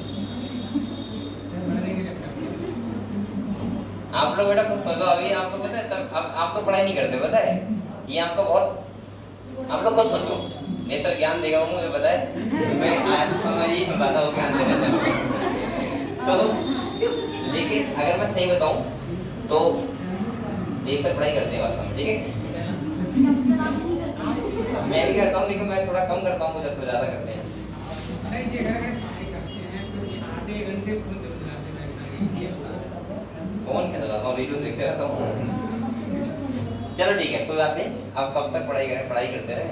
इधर देखो, करेंगे थोड़ी और पढ़ाई करनी है, उसके बाद करेंगे। ये देखो,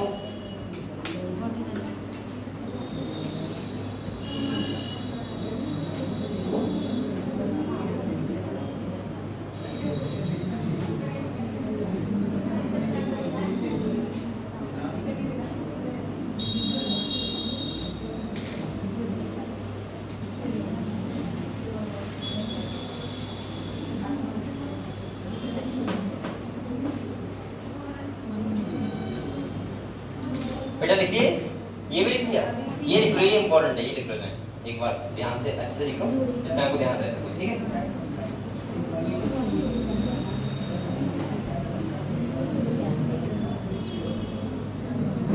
लिख लिया?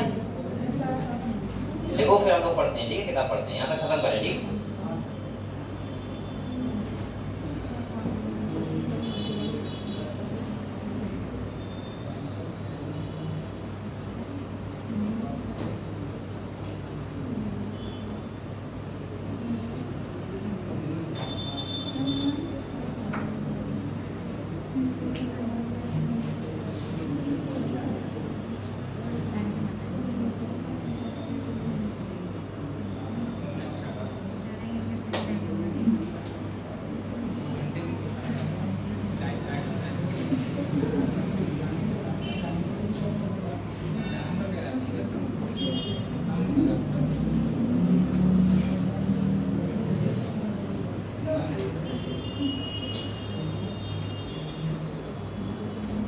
ऐसे क्वेश्चन आपको एमटीजी में मिलेंगे शायद।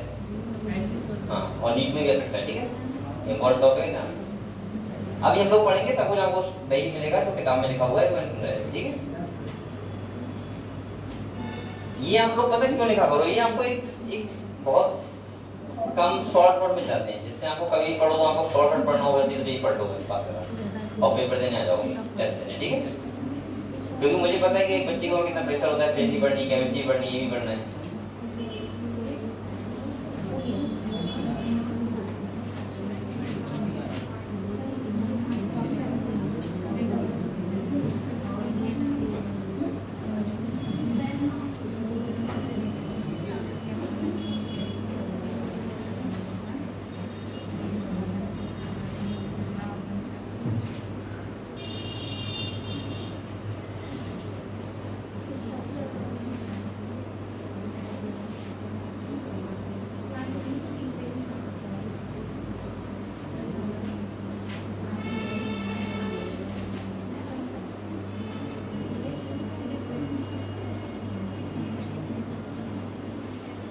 देख लिया, हो गया सब बच्चों लिख लिया बेटा।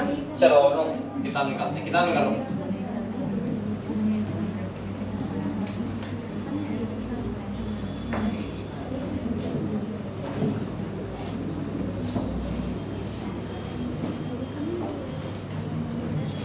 ये हम लोगों ने कल पढ़ लिया था ना, कहाँ तक पढ़, यहाँ से पढ़ेंगे ना लिपिड से। तो आप लोग बताओ बेटा, अब बोलो मत कोई भी। सेकंड जो हमारा वो है, ये सेकंड जो हमारा माइक्रोमोलिक्यूल है वो कौन सा है? लिपिड। कौन सा है बेटा? लिपिड। तो आप लोग यहाँ हेडिंग डाल सकते हो लिपिड, या फैटी एसिड डालो, कोई दिक्कत नहीं है। आप लोग बताओ लिपिड्स कैसे होते हैं? वाटर इनसॉल्युबल, यानी कि वो पानी में नहीं घुलते हैं, पता है आपके पास? ठीक है, तो पहला लाइन ये लिखा हुआ है,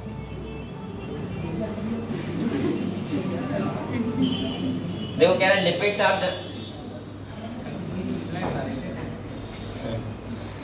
आर जनरली कैसे होते हैं? वाटर इनसॉल्युबल, यानी कि लिपिड पानी में नहीं घुलते हैं। कह रहा है they could be simple fatty acid, कैसे होते हैं? फैटी एसिड हो सकते हैं। अब fatty acid as a carboxyl group होता है attach to an R group, मतलब कार्बोक्सिल ग्रुप लगा होता है और साथ में क्या होता है? R group. कह रहा था R group could be methyl हो सकता है, या फिर क्या हो सकता है? इथाइल हो सकता है, या higher number of CH2 group, यानी कि यहाँ पे 1 से लेकर 19 कार्बन की एक चेन हो सकती है। ठीक है, कह रहा है फॉर एग्जांपल, अब यहाँ पे स्टार बनाओ बेटा, palmitic acid has 16 carbon including carboxyl carbon, सही है। अगले कह रहा है arachidonic acid has 20 carbon atom include the carboxyl carbon. तो आपको पता होना चाहिए पाल्मिटिक एसिड के पास कितने कार्बन होते हैं? 16, और एराकिडोनिक के पास कितने होते हैं? 20। यहाँ पे आपको स्टार बना दो, इंपॉर्टेंट बात है। ठीक है, दोनों इंपॉर्टेंट बात है। अगले कह रहा है fatty acid could be saturated हो सकते हैं। अब यहाँ पे देखो पहला लिखा हुआ है विदाउट डबल बॉन्ड, मैंने लिखवा दिया ये बात, ये तो काफी लिखवा दिया आपको, यहाँ पे थोड़े लिखे हुए हैं। अगले कह रहा है अनसैचुरेटेड विद 1 और मोर कार्बन कार्बन के बीच डबल बॉन्ड, मतलब कह रहा है अगर सैचुरेट होगा तो वहां सिंगल बॉन्ड होगा, और अगर अनसैचुरेटेड तो वहां पे डबल बॉन्ड हो सकता है।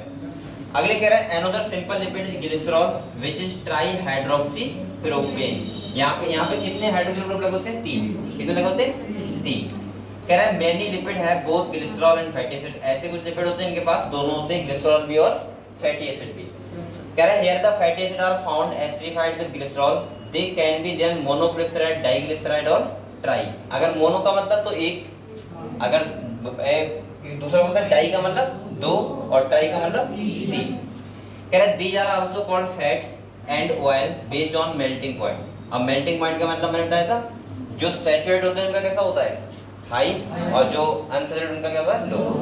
तो यहाँ पे कह रहा है oils have lower melting point, ये इसका मतलब किस में आएगा? अनसैचुरेट में। किसमें आएगा बेटा? अगले कह रहा है एग्जांपल जैसे दिखाया यहाँ पे, गिंगेली ऑयल ना, क्या बोलते हैं इसको? जिंजरली बोलते हैं, गिंगेली, जिंजरली, चलो जिंजरली बोल दो, कोई बात नहीं। And hence remain as oil in winter. Can you identify a fat from the market? Some lipid have phosphorus and a phosphorylated organic compound in them, इन्हें क्या बोलते हैं हम लोग? और ये वाला क्वेश्चन नीट में आ चुका है। They are found in cell membrane, ये उसने बोला था, बताओ सेल मेम्ब्रेन में कौन सा लिपिड होता है? कौन सा होता है? फॉस्फोलिपिड। अगले क्या है? लेसिथिन इज वन एग्जांपल, ये भी ई क्वेश्चन आया था, लेसिथिन ये तो आया था, उसने पूछा था बताओ सेल मेम्ब्रेन में कौन सा फॉस्फोलिपिड होता है, तो उसका एग्जाम आंसर क्या था? लेसिथिन। अगले कह रहा है बेटा some tissue specially the neural tissue have lipid with more complex structure. तो आपको यहाँ पे ज्यादा मत ध्यान रखना, आप लोग मेरे हिसाब से यहाँ पे क्वेश्चन बनना था, मुझे लग रहा है वो बन गया लेसिथिन से, जो लग रहा था मुझे। दूसरा अगर क्वेश्चन आ सकता है तो वो आ सकता है या तो पाल्मिटिक एसिड से, या आएगा अरेकिडोनिक एसिड से, और वो आपसे कार्बन का नंबर पूछ सकता है, ठीक है। और ज्यादा यहाँ पे कुछ नहीं देगा, अगर देगा तो मुझे लग रहा है इसका जो अभी स्ट्रक्चर मैं बताऊंगा वहां से क्वेश्चन आ सकता है, उससे आएगा प्रथम दांत से ज्यादा जो है उससे आ जाएगा। और स्ट्रक्चर देके वो पूछ लेगा कि बताओ इसमें क्या क्या है, ठीक है। मैं भी आपको बताऊंगा, ठीक है। उसके बारे में थोड़ा सा पहले हम ये पढ़ लें, ठीक है। ये जो अभी मैंने बताया था न्यूक्लियोटाइड, उसके बारे में पढ़ने थोड़ा। ये तो आपको बिल्कुल क्लियर होगा, मैंने काफी डिटेल बता दिया है। कह रहा है living organism have a number of carbon compound in which heterocyclic ring can be found. Heterocyclic का मतलब डिफरेंट डिफरेंट। कह रहा है some of these are nitrogenous base, adenine, guanine, cytosine और यूरेसिल, और साथ में क्या है थाइमिन। कह रहा है when found attached to the sugar they are called nucleoside. तो यहाँ पे क्या कह रहा है, अगर नाइट्रोजनस बेस से शुगर अटैच है तो हम लोग क्या बोलेंगे उसको, न्यूक्लियोसाइड। मैं सिंपल भाषा में लिखवा दिया आपको। कह रहे इफ अ फॉस्फेट ग्रुप अगर लग जाएगा तो उसको क्या बोलेंगे बेटा, न्यूक्लियोटाइड। समझ गए। तो नाइट्रोजनस बेस है, अगर वहां पेंटोस शुगर लग गया तो न्यूक्लियोसाइड, और अगर फॉस्फेट ग्रुप भी साथ में लग गया तो न्यूक्लियोटाइड। अब कह रहा है एडिनोसिन। अब यहाँ पे क्या होगा बताओ, एडिनोसिन में एडेनिन और पेंटोस शुगर। गुआनोसिन में क्या होगा, पेंटोस शुगर और गुआनिन। थायमिडीन में क्या होगा, थायमिन और पेंटोस शुगर। यूरिडीन में यूरेसिल और पेंटोस शुगर। और साइटिडीन में क्या होगा, साइटोसिन और पेंटोस शुगर। और कह रहा है आर न्यूक्लियोसाइड। समझ गए। मैंने एक का एग्जांपल दिया था, यहाँ सारे नाम लिखे हुए हैं, ठीक है। आप लोग सीन लगा देना तो न्यूक्लियोसाइड हो जाएगा। और अगर आप जैसे एडेनिन, अगर फॉस्फेट ग्रुप लग गया और एडेनोसिन में तो क्या बन जाएगा, जैसे लिखा है एडेनोसिन, बेटा यहाँ देखो, अगर एडेनोसिन लिखा है और साथ में मैंने क्या लगा दिया, फॉस्फेट ग्रुप। अब बताओ इसको हम लोग क्या बोलेंगे, एडिनाइलिक एसिड। अब आपसे वो कैसे भी क्वेश्चन पूछे आपको गलत नहीं होना चाहिए बेटा, समझ जाओ। चाहे वो स्ट्रक्चर से देके पूछ ले, चाहे वो ऐसे पूछ ले कि बताओ, ऐसे पूछ ले अगर वो न्यूक्लियोसाइड प्लस फॉस्फेट ग्रुप तो क्या होगा, और वो एडिनिन साथ में दे दे तो इसका मतलब क्या हो जाएगा, एडिनाइलिक एसिड। जी देगा तो क्या हो जाएगा, गुआनिलिक एसिड। ये लिखा हुआ है देखो, adenylic acid, thymidylic acid, guanylic acid, uridylic acid और साइटिडाइनिलिक एसिड क्या होते हैं, न्यूक्लियोटाइड। समझ गए। अगले कह रहे हैं nucleic acid like DNA RNA consist of nucleotide only. DNA and RNA function of genetic material. DNA RNA का फंक्शन क्या होता है, जेनेटिक मटेरियल के रूप में वर्क करते हैं, यानी कि ये कैरेक्टर को ट्रांसफर करते हैं पेरेंट्स टू प्रोजेक्ट। यहाँ से सब बच्चों क्लियर हुआ। न्यूक्लियोटाइड न्यूक्लियोसाइड समझ गए, नाइट्रोजनस बेस समझ गए आप लोग। डीएनए के बारे में मैंने थोड़ा बता दिया आपको, यहाँ हालांकि यहाँ पे है नहीं लेकिन बता दिया। अब हम लोग थोड़े से स्ट्रक्चर देख लेते हैं, क्या क्या स्ट्रक्चर यहाँ पे हैं। देखो यहाँ पे आपको क्या क्या याद करने वो समझ लो। मैं आपको थोड़ा सा एक बात तो ऐसे है कि आप लोग देखो, अगर आप लोग केमिस्ट्री पढ़ते हो आपको तो अच्छे से आता होगा, मैं केमिस्ट्री नहीं पढ़ता हूँ तो मुझे थोड़ा प्रॉब्लम हो रहा है, ठीक है। लेकिन आप लोग समझा दे रहा हूँ क्वेश्चन कैसे करना होता है, ठीक है। देखो आप लोग ये बताओ, ये क्या है, शुगर है, क्या है, यानी कि आपको पता है कौन सा शुगर है, एक है डीऑक्सीराइबोज, एक कौन सा है, राइबोज। डीऑक्सीराइबोज किसमें होता है, डीएनए में, और राइबोज किसमें होता है, आरएनए में। तो ये वाला जो फॉर्मूला बना हुआ है किसका है, राइबोज का, और ये वाला कौन सा है, ग्लूकोज का। ये तो हमको पता होगा, ग्लूकोज मतलब C6H12O6 होता है, और ये इसका क्या होता है, C5H10O5। अगर मैं आपको कार्बोहाइड्रेट का फॉर्मूला बताऊं तो ये होता है CnH2n और ON। अगर यहाँ 2 रखा है तो यहाँ कितना लगा होगा, 4, और यहाँ 2। ऐसे तो ग्लूकोज का होता है C6H12O6, और इसका क्या होता है, C5H10O5। इसीलिए इसे पेंटोस शुगर बोलते हैं, क्योंकि यहाँ पे कार्बन कितने हैं, 5। और वैसे ये शुगर कैसा है, मोनोसैकेराइड। ये कैसे है, मोनोसैकेराइड। समझ गए आप लोग। तो यहाँ पे आप लोग कैसे ध्यान रखोगे, मैंने तो ऐसे ध्यान रखता था। देखो मैं आपको तरीका बता दे रहा हूँ। अगर यहाँ नीचे 2 OH लगे हैं तो ये राइबोज है, और अगर एक OH लगा होगा तो कौन सा होगा, डीऑक्सीराइबोज। कौन सा होगा, मैंने ऐसे याद किया था। आप लोग केमिस्ट्री पढ़ते हो अपने मैम से पूछ लेना, ये वाला पेज मैम को दिखाना, क्या मैम समझा दो इसके वो। अब मैं ज्यादा केमिस्ट्री आपको समझा नहीं पाऊंगा, ठीक है। दूसरा सुनो, ये क्या है बेटा, अमाइनो एसिड। क्या है, आप लोग बताओ, मैंने कहा था ये अमाइनो ग्रुप हो गया, ये कार्बोक्सिल ग्रुप, ये कार्बन की बैलेंस पूरी करने के लिए हाइड्रोजन, और साथ में क्या लगा है, अगर हाइड्रोजन लगाए R की जगह पे तो ग्लाइसिन, और अगर CH3 लगाए तो एलेनिन, और CH2 लगाए तो। मैंने कहा था आप लोग 3 ही स्ट्रक्चर याद कर लेना उसका, ये वाले, और बकाया आप लोग याद मत करना, चलेगा, ठीक है। अगले आ जाओ, यहाँ पे लिखा है पाल्मिटिक एसिड। क्या लिखा है बेटा, इसके आप लोग बताओ, मैंने कहा था पाल्मिटिक एसिड में कितने कार्बन होते हैं, बताओ कितने होते हैं।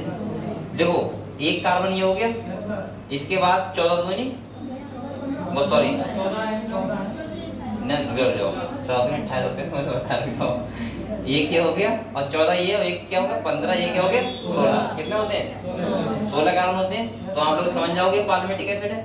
खाली कार्बन गिन लेना और साथ में लगाओ कार्बोक्सिल ग्रुप इंक्लूडिंग, ठीक है। तो अब तो आपसे क्या पूछेगा, देखो मैं आपसे साफ साफ कह रहा हूँ, वो आपसे लिखने के लिए तो नहीं कहेगा कि फार्मूला लिखो, मत करना याद ऐसे। एक कोई ऐसी हर चीज में ऐसी ट्रिक देख लो जिससे आप बस जल्दी से क्वेश्चन हो जाए। मैं कैसे करना था इसका, देखो मैं आपको तरीका बताऊं अपना। मुझे चाहे भले मैं ये भूल जाऊं, मुझे इस बात पहले पता है कि इंक्लूडिंग मुझे जोड़ना है कार्बोक्सिल ग्रुप। अब मैं खाली कार्बन गिन लूंगा बस, और कार्बन गिन के मैं कर दूंगा। अगर एक कार्बन ये हो गया 14, ये हो गया कितना 15, और एक क्या होगा 16। इसका मतलब जिसमें 16 कार्बन होंगे मैं उसको टिक कर दूंगा, मुझे मतलब नहीं है ये क्या है क्या नहीं है। अगर वो नाम देगा पालमेटिक एसिड का तो, या फैटी एसिड का, समझ गए। अब आप लोग अगर पूरा फॉर्मूला याद कर सको तो कर लो भाई, आपको एक्स्ट्रा मेहनत करनी है। और वैसे आपका कतई मैं कंफर्म बता रहा हूँ, वो पता है आपको कहाँ फंसेगा। अगर क्वेश्चन देगा तो वो यहाँ पे 4 ऑप्शन दे देगा आपको, और ये कार्बन का नंबर क्या कर देगा, गड़बड़ कर देगा। जैसे यहाँ लिख देगा 15, यहाँ लिख देगा 20, या 20 नहीं लिखेगा, लेकिन यहाँ 16 लिख देगा। यहाँ पे कुछ भी लिख सकता है, लेकिन मतलब इसे चेंज करेगा खाली। ये बायोलॉजी केमिस्ट्री नहीं कि आपको बताना होगा, ठीक है। अगले आ जाओ, ये क्या है ग्लिसरॉल, और इसे हमने क्या बोला था ट्राईहाइड्रोक्सी प्रोपेन, ये तो बोला था प्रोपेन। तो यहाँ पे देखो 3 लगे होते हैं, ये अब आपको ध्यान रखना है क्योंकि 3 हाइड्रोक्सिल ग्रुप लगे हैं, OH लगे हैं। इसका मतलब ये क्या है ग्लिसरॉल।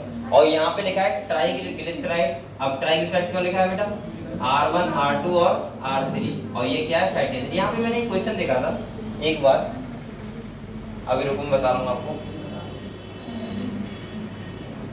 हाँ ये था, ये देखो अगर मैं ऑप्शन ऐसे दे दूं यहाँ पे एक फैटी एसिड, सुनो बेटा, और यहाँ पे दे दूं 3 ग्लिसरॉल, तो ये ऑप्शन सही करेगा क्या? वो आपसे ऐसे देगा जैसे एक फैटी एसिड 4 ग्लिसरॉल 5 ग्लिसरॉल, ऐसे एमटीजी में क्वेश्चन है, बहुत अच्छा क्वेश्चन लगा था मुझे। अगर आप लगाओ तो मुझे एक बार भेजना, ठीक है, मैं आपको समझा दूंगा ये, ठीक है। यहाँ पे और ये क्या लिखा हुआ है ट्राइग्लिसराइड, ये ठीक है। अगले देखो ये क्या है फॉस्फोलिपिड, क्या है यानी कि लेसिथिन। अब इसका देखो आप लोग भाई, सही है ये क्या बना हुआ है, ठीक है। अगले क्या है कोलेस्ट्रॉल, इसे मैं आपको ऐसे डाल दे रहा हूँ 27 कार्बन होती है, 4 रिंग है। मैंने तो ऐसा कर लिया था, बात कर रहा हूँ, आप भी लिख लो ऐसे। 27 कार्बन है ना, 1 2 3 4 5 6 7 8 9 10 11 12 13 14 15 16 17 18 19 20 21 22, इसके बाद और कहाँ गया भाई 22 23 24 25 26 27 हो गए। तो 27 कार्बन हो गए, और ये रिंग कितनी है बेटा 4, 1 2 3 4। आप लोगों को जब भी पूछा जाएगा यही पूछा जाएगा, बस ये डायग्राम दे देगा और पूछेगा बताओ इसमें कार्बन कितने हैं, ऐसे लगेगा 36 कार्बन 4 रिंग 5 रिंग 6 रिंग, ठीक है। क्योंकि बायोलॉजी इसमें ऐसे नहीं पूछेगा कि बताओ इस यहाँ पे कि ये क्या बोलते हैं केमिस्ट्री भाषा में, ऐसे नहीं पूछेगा कि यहाँ पे एरोमेटिक है क्या होता नहीं है, एरोमेटिक हाँ वो ऐसे नहीं पूछेगा आपसे, खाली इतना पूछेगा कार्बन कितने हैं। अब आप लोग नीट में गिनते मत ना, गिनोगे तो गड़बड़ कर दोगे क्योंकि बहुत टाइम लगेगा। आप रटो 27 कार्बन होते हैं और 4 रिंग कंपाउंड है, ठीक है। क्या है कोलेस्ट्रॉल। अब आप लोग वहां गिनोगे तो आप लोग 27 की 26 ही कर दोगे, ऐसे 24 हो रहे थे, ठीक है। तो फिर आपको एक बार 1 2 3 4 5 6 7 8 9 10 11 12 13 14 15 16 17 18 19 20 21 22 23 24 25 26 27, ठीक है। तो 27 कार्बन और 4 रिंग, ठीक है, ऐसे ध्यान रखना कोलेस्ट्रॉल। इसके बाद क्या है, अब बेटा ये क्या है एडेनिन एडेनोसिन यूरेसिल और क्या है यूरिडीन, और ये क्या है एडिनालिक एसिड। यहाँ देखो ये फॉस्फेट लगा हुआ है, ये क्या है पेंटोस शुगर है, और साथ में क्या है एडेनिन। इसका मतलब ये क्या हो गया एडिनालिक एसिड।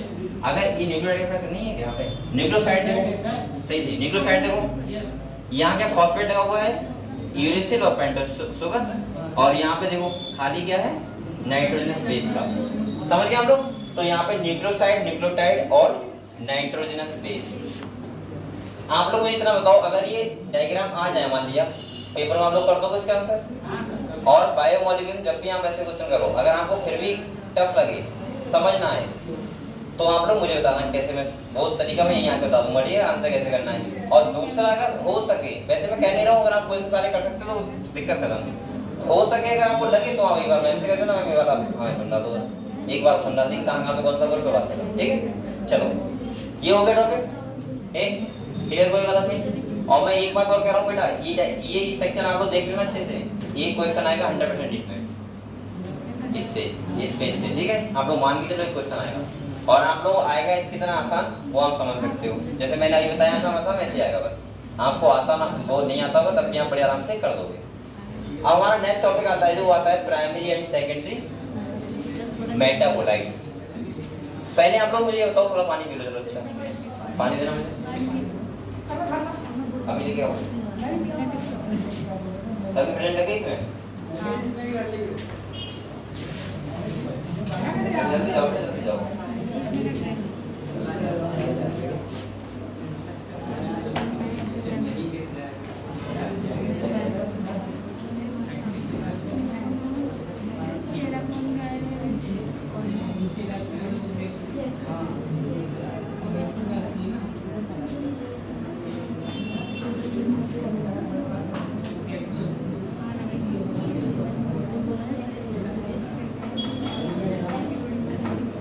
बेटा यहाँ तक एक बार रिवाइज कर लो सब बच्चे, कितना आगे पढ़ाया।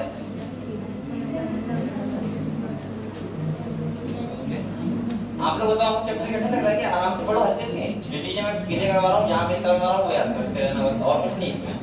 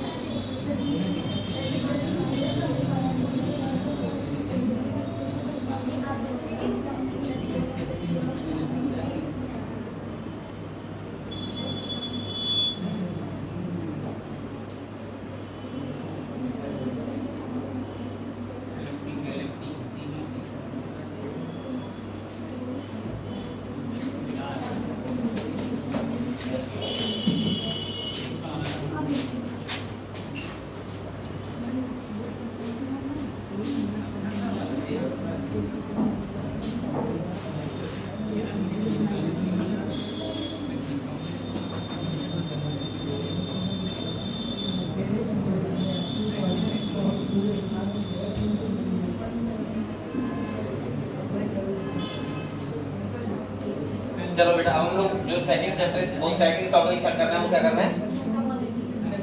मेटाबोलाइट्स। बोलो मत बेटा, आप मत बोलो, आप लोग टाइम दिया था अभी। अब बोल रहा है। ये बताओ पहले मेटाबॉलिज्म क्या होता है, आप समझते हो? मेटाबॉलिज्म क्या समझते हो? मेटाबॉलिज्म से बताओ। एक नाम आता है मेटाबॉलिज्म, क्या आता है? देखो मैं समझा दूं थोड़ा सा।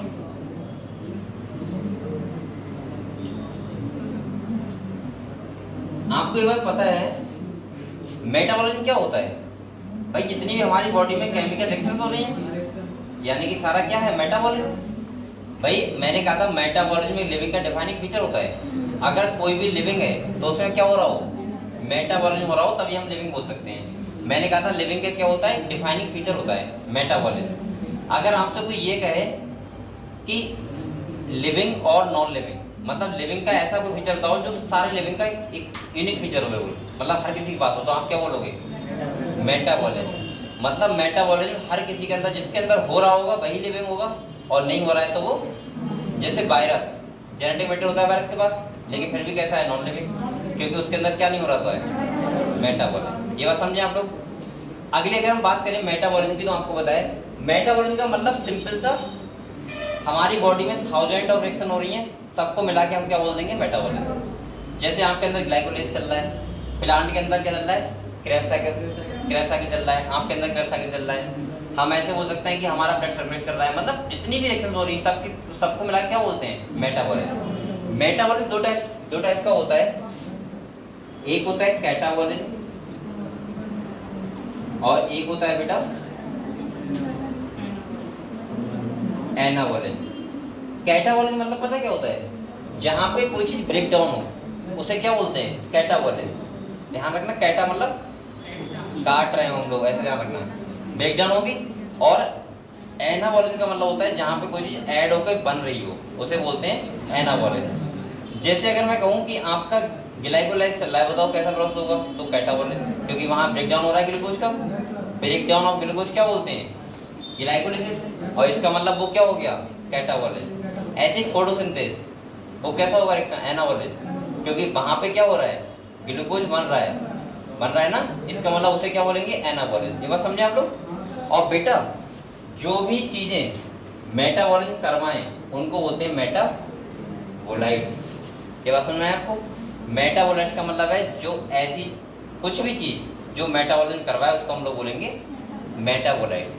अब ये मेटाबोलाइट्स दो टाइप के होते हैं, एक होते हैं प्राइमरी और दूसरे होते हैं सेकेंडरी। मैं सिंपल सा तरीका बता रहा हूँ आप लोगों को याद करने का। पहली बात तो यहाँ से आज तक क्वेश्चन आया वो स्टेबल से आया है और इसी से आएगा, ये भी कंफर्म है। लेकिन फिर भी आपको पता तो हो ना प्राइमरी मेटाबोलाइट्स क्या होते हैं, सेकेंडरी क्या होते हैं। देखो, प्राइमरी मेटाबोलाइट्स वो होते हैं जो बनते हैं, फॉर्मेशन हुआ मान लिया, और उसी बॉडी में जिसमें फॉर्मेशन हुआ उसी बॉडी में हमने उनसे मेटाबॉलिज्म करवा ली। इसका मतलब वो कौन से मेटाबोलाइट्स हुए, प्राइमरी। अब वो हमें पता हो कहाँ पे यूज हुए, मतलब आइडेंटिफाई उनको कर पाए, उन्हें बोलते हैं प्राइमरी। सेकेंडरी का मतलब होता है कि जो बन तो कहीं भी रहे और उनका यूज कोई दूसरा कर रहा है। जैसे सपोज मानो कोई प्लांट ने बनाया कोई चीज और वो हमने यूज कर लिया अपने अंदर, तो वो कौन सा हो जाएगा, सेकेंडरी हो जाएगा, सिंपल सा। और जो प्राइमरी का मतलब जो जहां बन रहा है वहीं को उसका यूज हो रहा है और रिएक्शन में हेल्प कर रहा है, उसका मतलब वो कौन सा है, प्राइमरी मेटाबोलाइट। जो ये वाली टेबल है बेटा, ये कौन सी है, सेकेंडरी मेटाबोलाइट। कौन सी है, सेकेंडरी। और प्राइमरी कौन होंगे, जैसे आप लोग अभी मैं बताऊंगा प्राइमरी का मतलब, जैसे एग्जाम्पल यहाँ पे सब लिखे हुए हैं, हम लोग इन्हें पढ़ेंगे भी, ठीक है। चलो तो पढ़े इसे, पढ़ रहे थे। तो देखो यहाँ पे क्या कह रहे हैं, कह रहे the most exciting aspect of chemistry deal with isolating thousand of compound small and big from living organism, कह रहे determining there structure and if possible synthesising them. तो हम लोग देखते हैं कि हजारों हमारे पास क्या है, कंपाउंड हैं, छोटे हैं, बड़े हैं, बहुत सारे एलिमेंट्स हैं जो हमारी पूरी बॉडी में क्या कर रहे हैं, एक रिएक्शन करवा रहे हैं, बहुत सारी रिएक्शन करवा रहे हैं, थाउजेंड ऑफ रिएक्शन करवा रहे हैं। उन सबको मिला के ये बात करना चाह रहा है कि हम लोग बोलते हैं मेटाबॉलिज्म। कह रहे if one were to make a list of biomolecules such a list would have thousand of organic compound including amino acid, sugar, ETC. कह रहे अगर हम लिस्ट बनाएं तो हजारों बैठेंगे, लेकिन हम लोग तो मेन में पढ़ते हैं ना, तो वो सब की बात कर रहा है यहाँ पे। और कह रहा है बेटा जिसमें आएगा तुम्हारा अमीनो एसिड हो गया, शुगर हो गया, हम लोग अभी पढ़ रहे थे, लगातार पढ़ रहे हैं। कह रहा है for reason that the given in section 9.10 we can call these biomolecules. इनको क्या बोलते हैं हम लोग, जो मैंने बता चुका हूं आपको। और कह रहा है एज मेटाबोलाइट्स, और उन्हीं को हम लोग क्या बोल देंगे, मेटाबोलाइट्स। आप लोग बताओ, अमीनो एसिड हो गया, शुगर हो गया, या नाइट्रोजन बेस हो गया, न्यूक्लिक एसिड हो गया, प्रोटीन हो गया, कार्बोहाइड्रेट हो गया, फैटी एसिड हो गया, लिपिड हो गया, यही सब तो मेटाबॉलिज्म करवाना है हमारे अंदर, तो उनको क्या बोलते हैं, मेटाबोलाइट्स। समझ गए आप लोग, जो मेटाबॉलिज्म करवाए। अगले कह रहे हैं in animal tissue one notice the presence of all such category of compound so in figure 9.1 कहां पे पहले निकल गया होगा, these are called primary metabolites. यानी कि जो 9.1 में टेबल में कुछ लिखा हुआ है, कहां है, पीछे वाली होगी ना, वो सब कौन से होंगे, प्राइमरी, क्योंकि उसी बॉडी में, जिस बॉडी में करवाना है उसी में करवाना है, ठीक है। कह रहे however where one analyzes plant fungal microbial cell one would see thousand of compound other than these called primary metabolites, comma लगाओ। और कह रहे example alkaloids, flavonoids, rubber, essential oil, antibiotics, colored pigment, scent, gum, spices, these are called secondary metabolites। आप लोग बताओ, जैसे मिर्च मान लो, मिर्च कौन बना रहा है, प्लांट बना रहा है, और यूज कौन कर रहा है? हम लोग कर रहे हैं कि प्लांट में जो खाता है, अगर प्लांट खड़ा होता तो हम किस में रखते हैं? प्राइमरी में, लेकिन प्लांट नहीं खाता है, हम लोग खाते हैं, इसका मतलब वो क्या हो गया? सेकेंडरी। समझ गए? मतलब कोई बनाए उसको कोई यूज करे, तो ऐसे बोल सकते हो सेकेंडरी, और जो बना रहा है उसी की बॉडी में अगर मेटाबॉलिज्म करवा रहा है तो क्या होगा? प्राइमरी। अगले कह रहे हैं while primary metabolites have identified, मतलब हम आइडेंटिफाई कर सकते हैं फंक्शन उनके, and play no role in normal physiological process, we do not at the moment understand the role or function of all the secondary metabolites in host organism। अब सुनो यहाँ पे क्या कह रहा है, यहाँ पे कह रहा है कि अगर कोई प्राइमरी मेटाबोलाइट्स है उसका फंक्शन हम समझ सकते हैं, उसका फंक्शन क्या है। जैसे आप लोग बताओ ग्लाइकोलाइसिस हो रहा है, उसमें इन्वॉल्व कौन हो रहा है? ग्लूकोज हो रहा है, तो हमें पता है ना कि ग्लाइकोलाइसिस यहाँ पे हो रहा है, मतलब हमें आइडेंटिफाई है, आइडेंटिफाई मतलब हम पहचान सकते हैं, तो वो कौन सा होगा? प्राइमरी। क्या मुझे पता है सेकेंडरी मेटाबोलाइट्स कहाँ यूज होगा? नहीं ना, तभी तो वो कौन सा है? सेकेंडरी। अगर जिसमें यूज हो रहा था तो हमें पता होता, लेकिन अभी किसी दूसरे, अब जैसे ड्रग्स है, जैसे मान लो ड्रग्स यहाँ पे जैसे मॉर्फिन लिखा है, आपको पता है पेन किलर होता है, पेन किलर होता है ना, अब वो कहाँ यूज हो रहा है हमें पता तो नहीं है ना। अगर जो बना रहा है उसी प्लांट में यूज हो रहा था तो इसका मतलब हम मान लेते प्राइमरी, लेकिन वो हमें आइडेंटिफाई नहीं है, यानी कोई दूसरा यूज कर रहा है, इसका मतलब क्या होगा? Secondary metabolites. अगले कह रहा है बेटा होस्ट का मतलब समझ गए आप लोग? दूसरी बॉडी में कह रहा है many of them are useful to human welfare. आपको पता है बहुत सारे हमारे यूज में आते हैं, जैसे यहाँ पर रबर लिखा है, ड्रग, स्पाइस, सैंड हो गया, एंड पिगमेंट्स हो गया। Some secondary metabolites have ecological importance in the later chapter end. अब आप लोग पता है बहुत सारे सेकेंडरी मेटाबोलाइट्स ऐसे होते हैं जिनको हम इकोनॉमिकल इंपॉर्टेंस में लेके आते हैं, हमारे लिए बहुत ज्यादा फायदा देते हैं। भाई आप लोग बताओ सैंड, गम, रबर, ये सब हम ही तो लोग यूज करते हैं, कौन करता है? ठीक है, यहाँ पे आप लोग याद ना रखने के, यहाँ ऐसा कुछ नहीं है, एक तो ये वाला है बस, यहाँ इस तरफ ना खाली बस कि जो प्राइमरी होता है वो कैसा होता है? आइडेंटिफाइबल होता है, और जो सेकेंडरी होता है वो ये नहीं होता है। दूसरा बेटा ये टेबल पूरी इंपॉर्टेंट है, बस क्वेश्चन आएगा इस टेबल से ही आएगा, और कहीं क्वेश्चन नहीं आएगा। तो एक बार टेबल को देख लेते हैं। ये वाली ये कौन से सेकेंडरी मेटाबोलाइट्स हैं? आज तक क्वेश्चन इसी से आया है अभी तक, और ध्यान रखना एक क्वेश्चन नीट में आता भी है, यहाँ से लगभग आ जाता है। जैसे अगर ये मत सोचना कि अगली साल नहीं आया तो अगली साल नहीं आएगा, आ ही जाएगा, ध्यान रखना।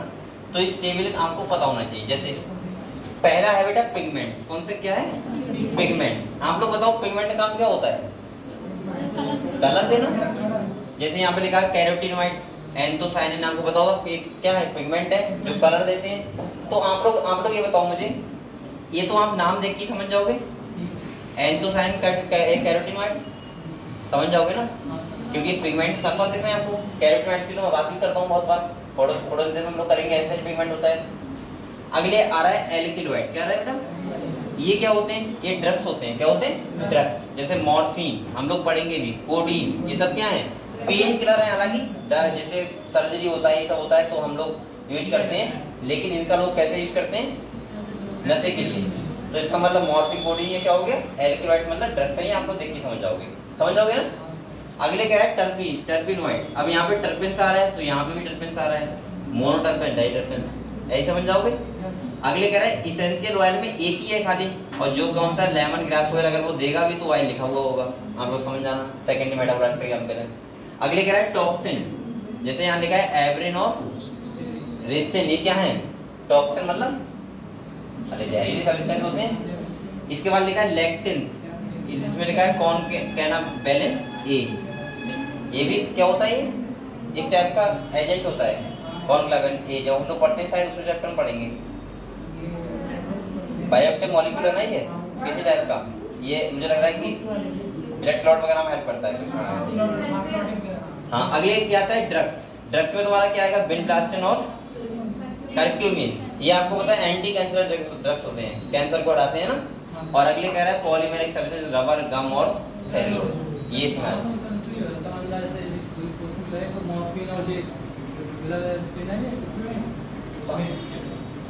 मॉर्फिन और ड्रग्स में रुको, भी ट्रक बना रहा है कुछ कहीं ड्रग्स को आप लोग ये समझते हो मॉर्फिन और कोडीन? मैं समझ रहा हूँ समझ गया मैं।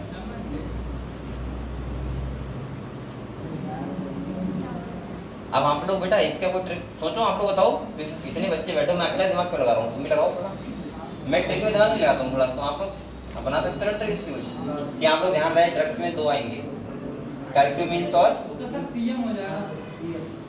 अरे सीएम तो हो जाएगा, पीएम नहीं होता है। कहाँ है सीएम? ऊपर वाला वो सीएम फिर ये कहाँ ले जाओगे? अगले क्या था?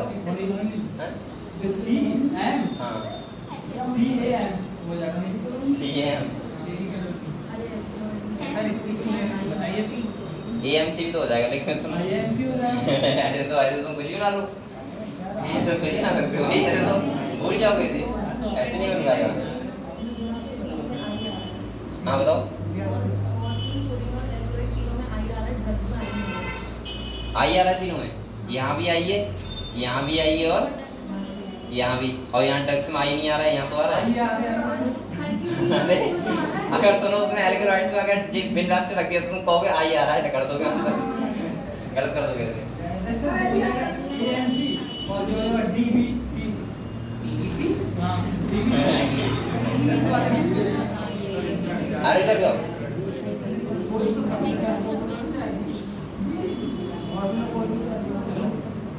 अच्छा ये वाला आप लोग ऐसे ध्यान रखना, मैं बताऊं एएमसी तो भूल जाओगे। आप लोग ध्यान रखना, आपने देखो कैंप प्लांट देखे, कैंप प्लांट होते हैं ना, 0.5 प्लांट होते हैं ओपन सी वगैरह, उनको बोलते हैं कैंप, उनमें एक कैंप साइकिल होता है सीएम। तो आप लोग सी से क्या ध्यान रखो, कोडीन, ए से एल्कोहॉलिक्स, और एम से, लेकिन यहाँ भी सी से कर्क्यूमिन्स आ रहा है, तो तुम जे लिखो सी से कर्क्यूमिन्स। सर उसमें से ई आ रहा है, इसका ही आ रहा है, या उसमें लास्ट में ई आ रहा है, ये आ रहा है। हां ये वाला मॉर्निंग में ई आ क्या आ रहा है? इसमें ई नहीं आ रहा है। मॉर्फिन है, मॉर्फिन ई आ रहा है, उसमें लास्ट में प्रोटीन में ई आ रहा है। अबे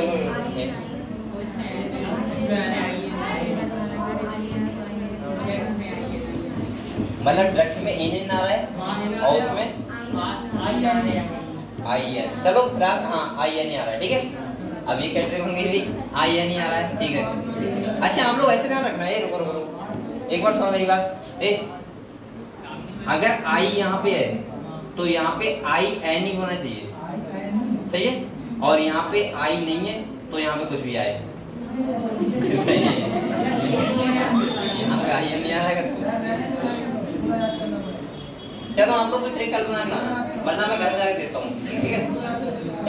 आप लोग बताओ यहाँ तक समझ गए सब बच्चे? अब यह ट्रिक दिमाग में नहीं आ रही है, रुको।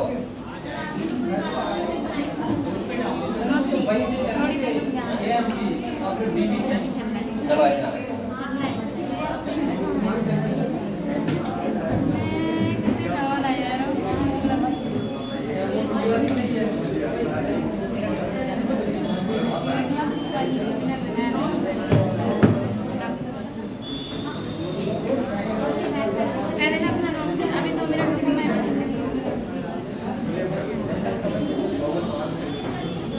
चलो मैं इसे कल ट्रिक बताता हूँ, ठीक है। अच्छा चलो ठीक है बेटा, आप लोग पढ़ाई करो मेरे से, और कल हम लोग पढ़ेंगे इंपॉर्टेंट कार्बोहाइड्रेट के बारे में, ये सब पढ़ेंगे, ठीक है।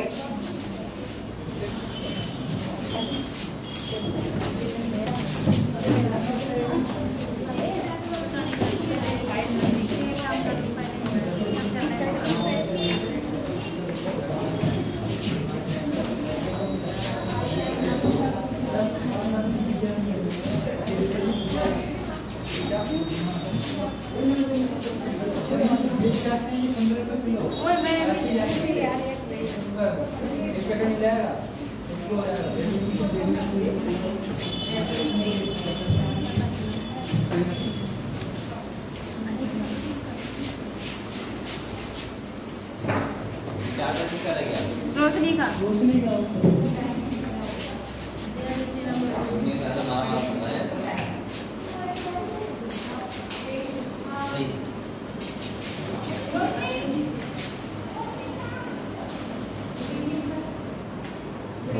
गुड